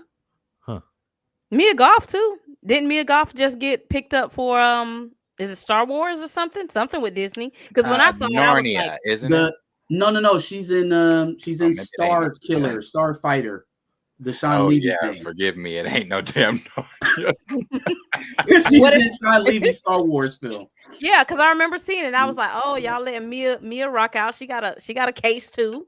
Hey, he got 9. He got 9 of them things. Don't tell me you ain't know about that in the interviews. He got 9 accusers. It's like hiring, it's like we've been knew this about Jared Leto. Like Jared Leto has had these freaking weird rumors for years. Did he had a cult or something over there in England? I don't. So that's the story Tron Legacy, and we've been rolling with it like everything's normal, huh? Is it made? Is it done? Yeah. Oh, Tron you Legacy gotta roll with it. It's done. You gotta go. December. It was out in December. So Jared Leto sitting down in front of people answering questions about his sexual assault cases at the Disney presser. He had a cult. They shouldn't have hired him when they found out he had a cult. What are we talking about, man? Unless they just keep him off the presser. So Jared Leto cool, Kamala Khan daddy cool, Namor is cool, everybody cool except for Jonathan Majors. Everybody good. Namor and Kamala's father did not get cases put on them, if we're gonna be fair. Okay, sure. All right. Long as your case is just that rumor status, you can stay. You can say for a rumor. That is a noticeable distinction, though. That when Jonathan Majors charges happened, there was no official move. It's not until reckless assault happened. Well, okay. Do we count civil cases? Because my boy Leto is squarely in the middle of the case. Yeah. So let's wait for the verdict, and then we can start saying that there's a double standard so far. No, because before there was even a verdict, they was already moonwalking. It was already on his butt, yeah. So like, I feel like if you're gonna make a move like that based off of principle, then that goes beyond the law of the land. Like if you are tied up into that type of business and you are distancing yourself from people in that type of stuff off of principle, you shouldn't be waiting around for the verdict. They didn't wait around for a verdict. They didn't wait. I don't think he'd been well. I don't remember the exact line of events, so I won't say what happened at when. But I felt like it had already been decided that Jonathan Majors was no longer Kang by the time that we got to the official, we proceeding. learned that indirectly, I think, when Robert Downey was talking about it and how long it was in the works for. And then we just did the math and we thought, well, the verdict for Jonathan Majors came in late 2023. They're talking about it like it already happened. So the Doom stuff, Robert Downey stuff, yes, that was the plans to shift over even before the official verdict. And I can't be mad at that. If I'm a business, I have to have a contingency plan. I do. Right. So I can't really be too mad at that. I think I think if he would have for Jared is, since apparently he's just been a weirdo for years. Yes. That's why when I seen it, I just kept moving. I'm like, y'all been knew this guy been weird. When's Tron coming? I think it's December. Here, I got October 10. October. Damn, that's even sooner. Oh man. You just gotta push through it. Just put there. Oh, yes, kids. Or yes, parents, bring your kids to come see Tron, starring Jared Leto, the owner of 9 sexual assault allegations. Sounds like great marketing. That's all you can do. You can't trash the movie. You got to keep it going. Oh my God. Because my thing is, y'all been new about this. Like, this is not like a surprise. That's the point I'm trying to get across. It's like there's zero chance they didn't know about this looming when they brought him on to head this role. So how did you imagine it going differently? You thought that the accusing victims that were bubbling about were going to watch him walk into $1 million payday and stay silent and just sit there. It just shows you how the system works. That's it. It's the system. Yeah. Because when Morbius came out, they was talking about the cult. They like, y'all know this man got a cult. So after Morbius ended, y'all still gave him an offer to be in Tron. Y'all wouldn't do that to... Yeah, they don't have morals. Look, James Gunn got fired for tweets and things that they've already done the background check on. They already know what he's gone. And then they fired him for it. And then they also rehired him a couple years later. So like, there's no moral high ground. It's just topsy-turvy. It's just feeling the temperature. What is the public saying right now? Okay, he's good. We can get him back. You do. Okay, come back, James. That is the most damning example you can provide. Hiring James Gunn, having already done the vetting research on him and knowing about those tweets, then firing him for said tweets once the public knows about them, then rehiring him after you fired him for the tweets that you knew about before you hired him the first time. And then he ends up with a whole freaking goddamn studio. This is just amazing. It's amazing. Man. Then you had the actors. I'm about to start putting some tweets out. Then you had the Guardians actors talking about, well, if James don't come back, we don't come back. It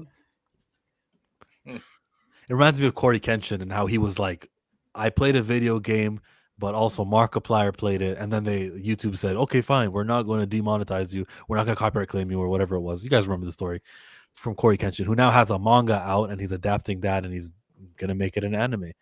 Shout out to him, a very successful man. We have where was it?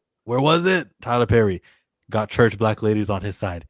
He's gonna be good, unfortunately. Yo, man, Tyler Perry. So allegedly something, I didn't read all 17 slides on that Instagram. I don't care about these. I read it. Are you talking about those texts? I read them. Tyler Perry is getting away with a lot of that crowd because I think they already expected it. Number one, I don't think that was news to a lot of people. I watched Boondocks. He boycotted to have a whole episode about his life. Yeah. It's taken down, and that was even after they went through several rounds of rewrites to trying to dial back from what they was going to do originally. I think that the reason why he's going over, at least for now, going over well with that older to middle age evangelical crowd, is because there is. How do I put this lightly? I think that there's a lot of old-timey ideas in that crowd, in that generation of viewers, that doesn't necessarily speak to the protection of young people, mainly girls. But in this situation, they're probably looking at that man is doing this in the same way. You put yourself into this. This is what happens when you don't protect yourself, when you don't go move a certain way, when you invite in certain things, they're going to put the onus on the individual more so than the perpetrator, right? And so you're going to have a hard time getting through to those folks. I do think the majority of younger people can at least see the conflict, but none of that's really going. This is a civil case, so as long as they can convince 12 people in the jury that he shouldn't have been doing what he was doing, then he may just want to go ahead and pay it, make this go away. That's I always say, just pay it and just make it go away. He posted a it's strange. Some things I don't know. Anyway, he posted a video to his Instagram of him sitting on his porch singing a gospel. He's got the whole world in his hand. Oh, hello, y'all. How you doing? Yeah. I said, oh, he did that shit. Whatever they say he did that shit. Just stay calm. But listen, a part of me feel like, because he kind of came out kind of like Jay-Z. He kind of came out like, I'm gonna fight this. And I feel like with him not Tyler has settled cases before. I feel like with him not settling this, he feels like he might have a little shot. Because why would you not settle this? Especially if you know, like those texts are completely inappropriate from employer to employee. It's just that's it though. And so unless he believes the texts are fake, I'm like, he's kind of I didn't you opening yourself up. I didn't get sexual harassment from those. I just did. Did you really? I think he rebuffs enough that it's harassment. Like because people are saying, oh well, you went back to his house, because he was offering business opportunities, because he was offering me work. You know what I'm saying? And that's the conflict that you run into trying to date people that you're offering jobs to. Because how do we tell the difference? Would I really have gotten this opportunity if you wasn't trying to play with my butt? Like I don't think you can completely separate that when I got a laundry list of texts of you trying to come on to me. Like, and all of them wasn't like aggressive, but there was like one or two in there that was like, I'm on this testosterone, and the first person that get it from me, I'm giving it. I'm like, hey, why are you texting me this? Why are you texting me this? How many more texts came after that text? A lot. Then like, how many texts came after this one? You're the rose that needs to be smelt and opened. Was that the last one? And opened. Was that the last? You're the rose that needs to be smelled and opened. Now I'm gonna take that as a threat. If he started talking to me, that is a threat. That's an invitation. That man threatened my person. That's an invitation.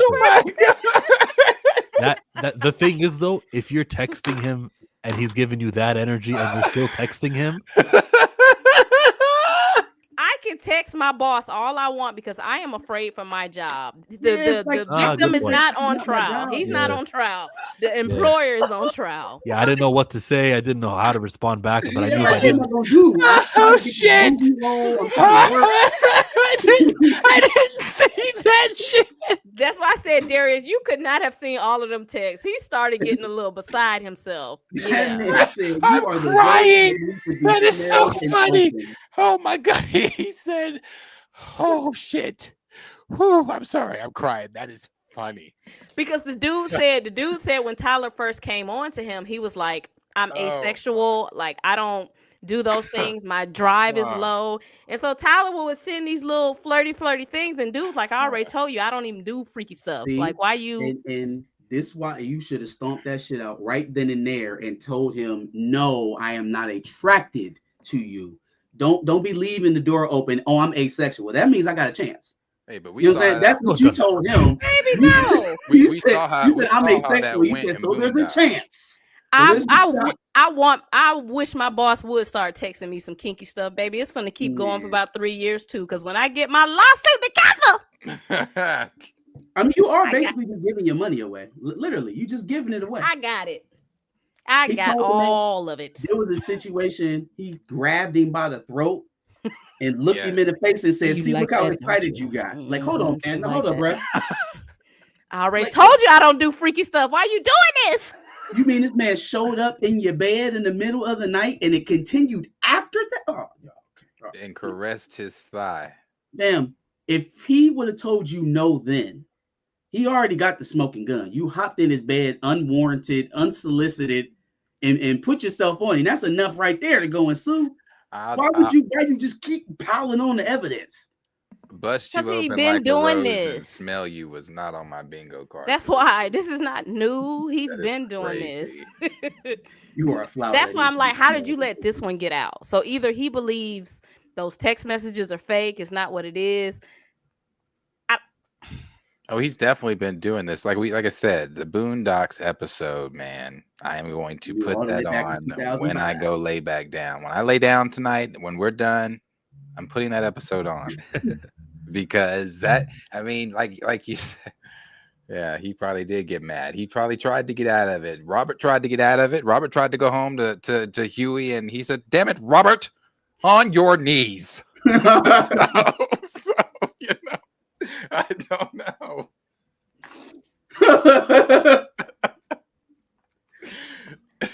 Hey, Kind of like that grabbing that neck energy. Is something that is just a crazy visual to try to put together. Like, I wonder if he puts the wig on.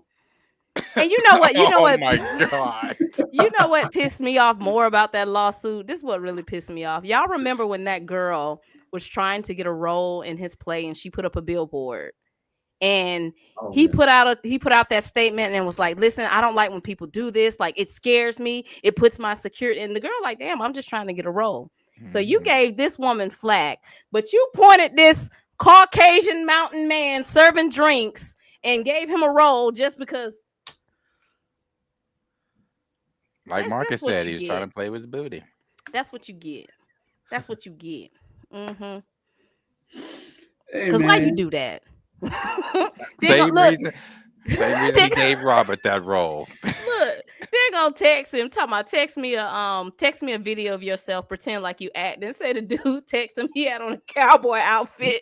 Say, I said I like that cowboy outfit. I'm like, bruh, Tyler. You sending any pictures of you on a jet ski? Talking like you don't see this fine billionaire sitting right here. Right? You're not gonna compliment like you being very forward right now for him not to be, giving you what you want. It's actually, if you wasn't in the power dynamics that you in, I would call you thirsty. Yeah. Because like this is like the dude that's in your DMs for like months. Right. Good morning. Hey, beautiful. How you doing? Good morning. How we doing? Can I buy you lunch today? I read this article. They said just blah, blah, blah, blah, like really just trying to interject yourself into their life. Like that's what this is giving. And the weird part too, like could you? I don't want to phrase it that way. Just like how you just said the whole like when he grabbed him by the neck and then that and then just imagine though Tyler slips even in his speech at BET. He slips in and out of Medea all the time. So I mean, just imagine if he is too excited. Medea. That's it. Look, that's why part of that lawsuit I didn't believe. I'm like, ain't no way Tyler was trying to take your manhood. He wants you to give it to him. I don't believe it. I don't believe it at all. I don't believe nothing about it. She said that's where I draw the line. Now he's trying to take with you, I believe it. You said he tried to take it, I will not accept it. I don't. Because he was like, Tyler was saying that he the top. Tyler ain't nobody top. Tyler ain't nobody top. I don't know. Hey, having a gay confirmation that Tyler Perry is catching and not pitching is the most unthinkable thing I thought we could have got on the Pantheon tonight. But I'm glad we got it. Look, I can buy a Butch Queen verse top. I can buy that. But I don't know. What happens to Tyler? This is a civil case, yeah? So he loses lots of money, but he has so much money that his quality of life doesn't change. He makes some more movies. It's not like Netflix and Amazon won't work with him. We will hear nothing else about this lawsuit. This lawsuit is going to go away. And Tyler Perry is going to keep being Tyler. Now, what he needs to be worried about is same thing with Diddy. You better hope other people don't start coming out, and then the people get to investigating you, and you using your money and company to move these people around. So he needs to go ahead and make this disappear. Oh, parties getting interested. I mean, he's sitting on a lot of assets, y'all. They didn't plumped him up. This is the last. Several billionaires, new money billionaires we've seen have run into this trouble. You He get gonna pumped up handle with it. all this money, and then all of a sudden, all of the stuff start bubbling up around you. Okay, he's primed for that. He is. It's not absolutely even worth primed. fighting. Like, it's not even worth fighting. Yep. Because what do you risk? You now risk being totally exposed, right? Let's say you win. It's kind of like Diddy. Let's say you win. You have been completely exposed. Pay that man. Give him about $5-10 million. Let him go on about his business. Move on. These people crazy. If I ever become rich, I got 1 or 2 ex-girlfriends. I need to go ahead and just square them away right now. Just paying money off a GP. I'm pretty sure I cussed you out. I'm gonna go ahead and just take care of you, please. Like, golly. You bring up old text messages. Come out here talking about that. All right, we're good now, right? We okay? Golly. No court of public opinion for Tyler is not damaged. Just a lot of people who think these people are lying. So Tyler's straight for right now. Yeah. People don't care. He didn't wrong a white woman. He just gave a very successful movie that white folks is posting reactions to. Oh, I told y'all who's Tyler Crowd is. I told you. I'm telling you. Who the crowd? Who the crowd? White folks love Tyler. Oh, yeah, for sure.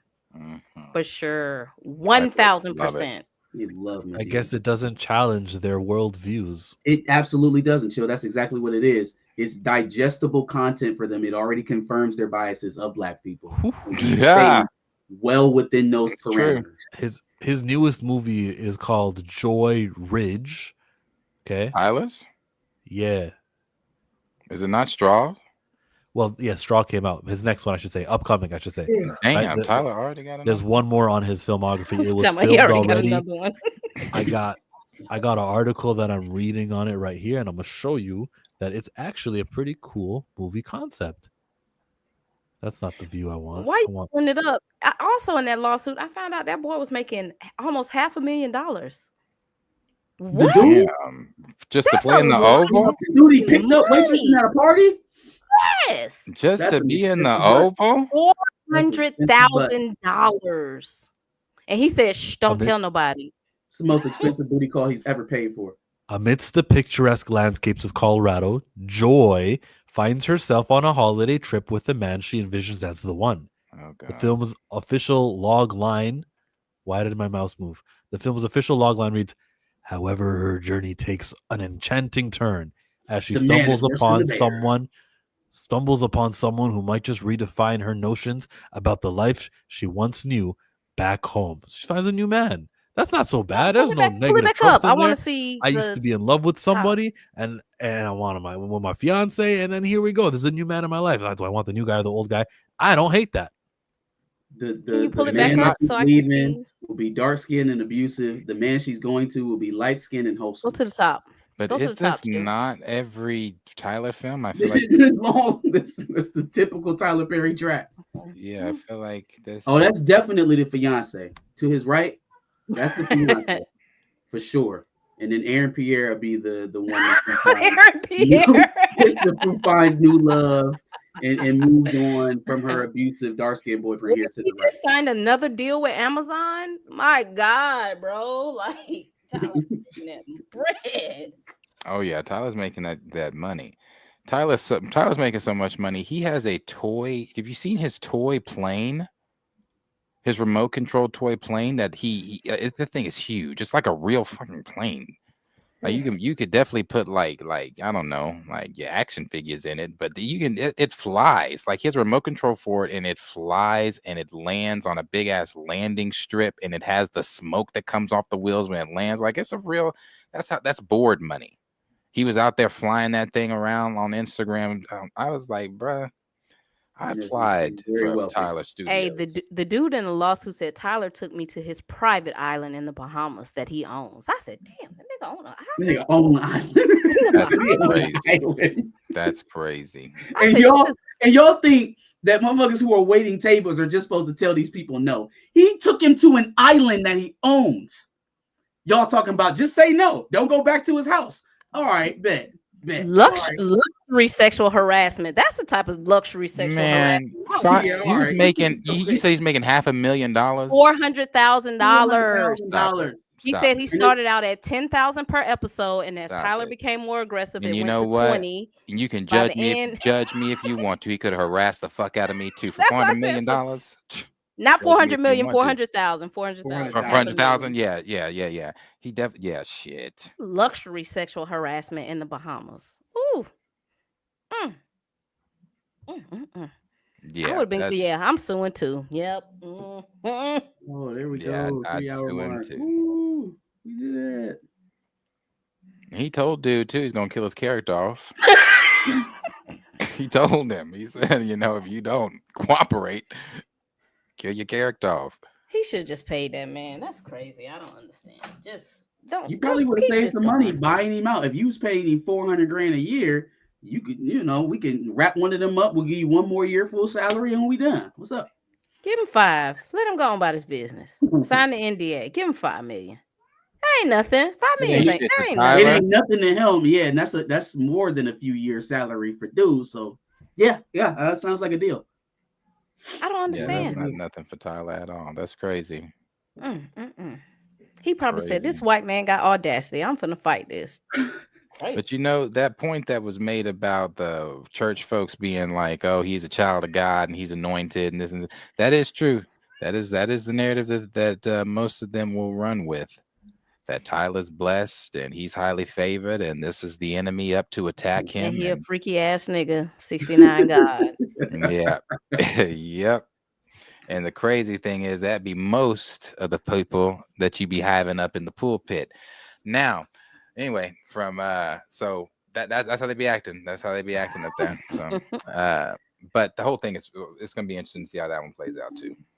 All them little gay boys running around Atlanta who love to just sit down and just call me when you need me. You want to go after your employee. That's what they be messing up at. Leave your employees alone. He lives smack dab in Atlanta, one of the capitals. It's literally your playground. You can get anything you want, dog. Anything.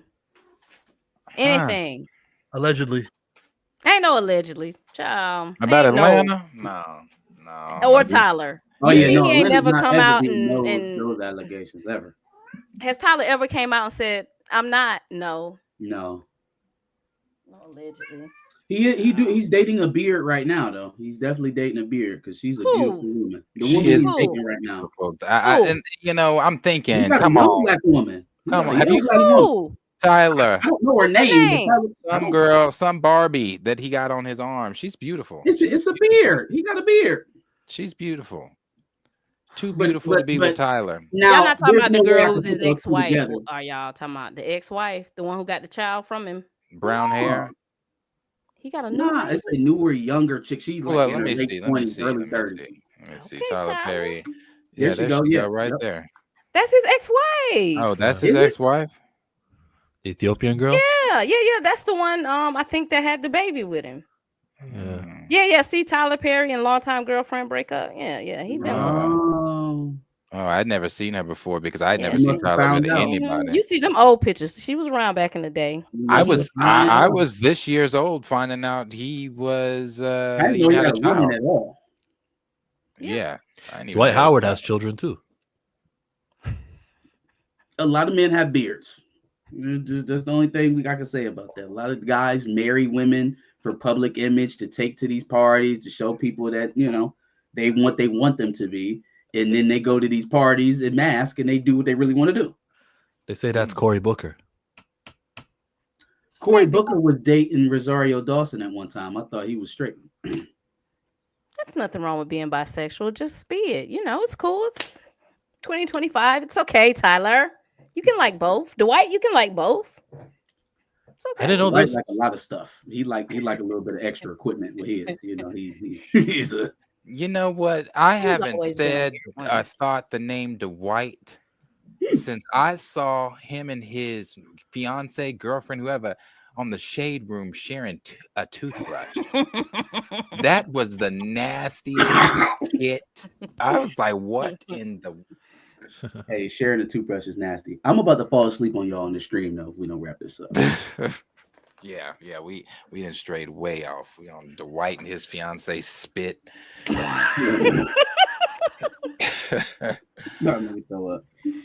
All right. Well, Tina, thank you for joining us. It's always T'Challa, man. fun having Tina around. Damson, we're gonna fight for you. Absolutely. I prefer all this, but you know, if I gotta rock with Damson, I gotta rock with him. I prefer all this stuff. I want a man. I want a man. Say recast T'Challa and reject Toussaint as the next Black Panther lead. Recast T'Challa, reject Toussaint. I would be okay if T'Challa is recast and the baby get to come along and be his squire. I'd be okay with that. I did not mention what the role of the baby would be in the new movie. I just don't want y'all to kill the baby. Just don't kill the baby. We already lost the daddy, the grandma, the grandpa. I don't want the baby to die. Yeah. He could be in a couple scenes, sure, but don't make him that lead. Don't make him older. Hey, Auntie Shuri, I love you. No. Namor almost drowned that one kid, and then caught forever too. Like Brother Stark says, we're all gonna be tweeting this hashtag on July 1st. I'm rocking with y'all on July 1st. Come get your memes ready. We're armed and dangerous. We're gonna come really strong and hard. We're gonna have the comparisons against LeBron and LeBron Jr. And we're gonna have the memes in the store and all the shorts and everything. So schedule your tweet now. I think I'll go harder on this next week because we still have 10 days left. Subscribe to Chillmonger. Thanks for having me, guys. I love y'all. Fowula. Cue to Josh. I wasn't ready. Hold on, let me get my mouse there. You can hit it too. Go ahead, you too. Go, Marcus. Go ahead. No, I can't get to it that fast. You can get to it. We believe in you. Media assets. I know where it's at. Hi, Josh. Where the fuck is it? Oh, see, I'd be completely lost. I'm in media assets right now, and I don't see it. Yeah, see? Oh, wait, hold on. No, there it is. Bang. Bye. Hey, I've been watching y'all every single time on Thursday and Friday because I swear to God, y'all switch up every now and then. But rock out. I'm fucking with it. I'm out. Thank you, Josh. Appreciate it. All right, dog.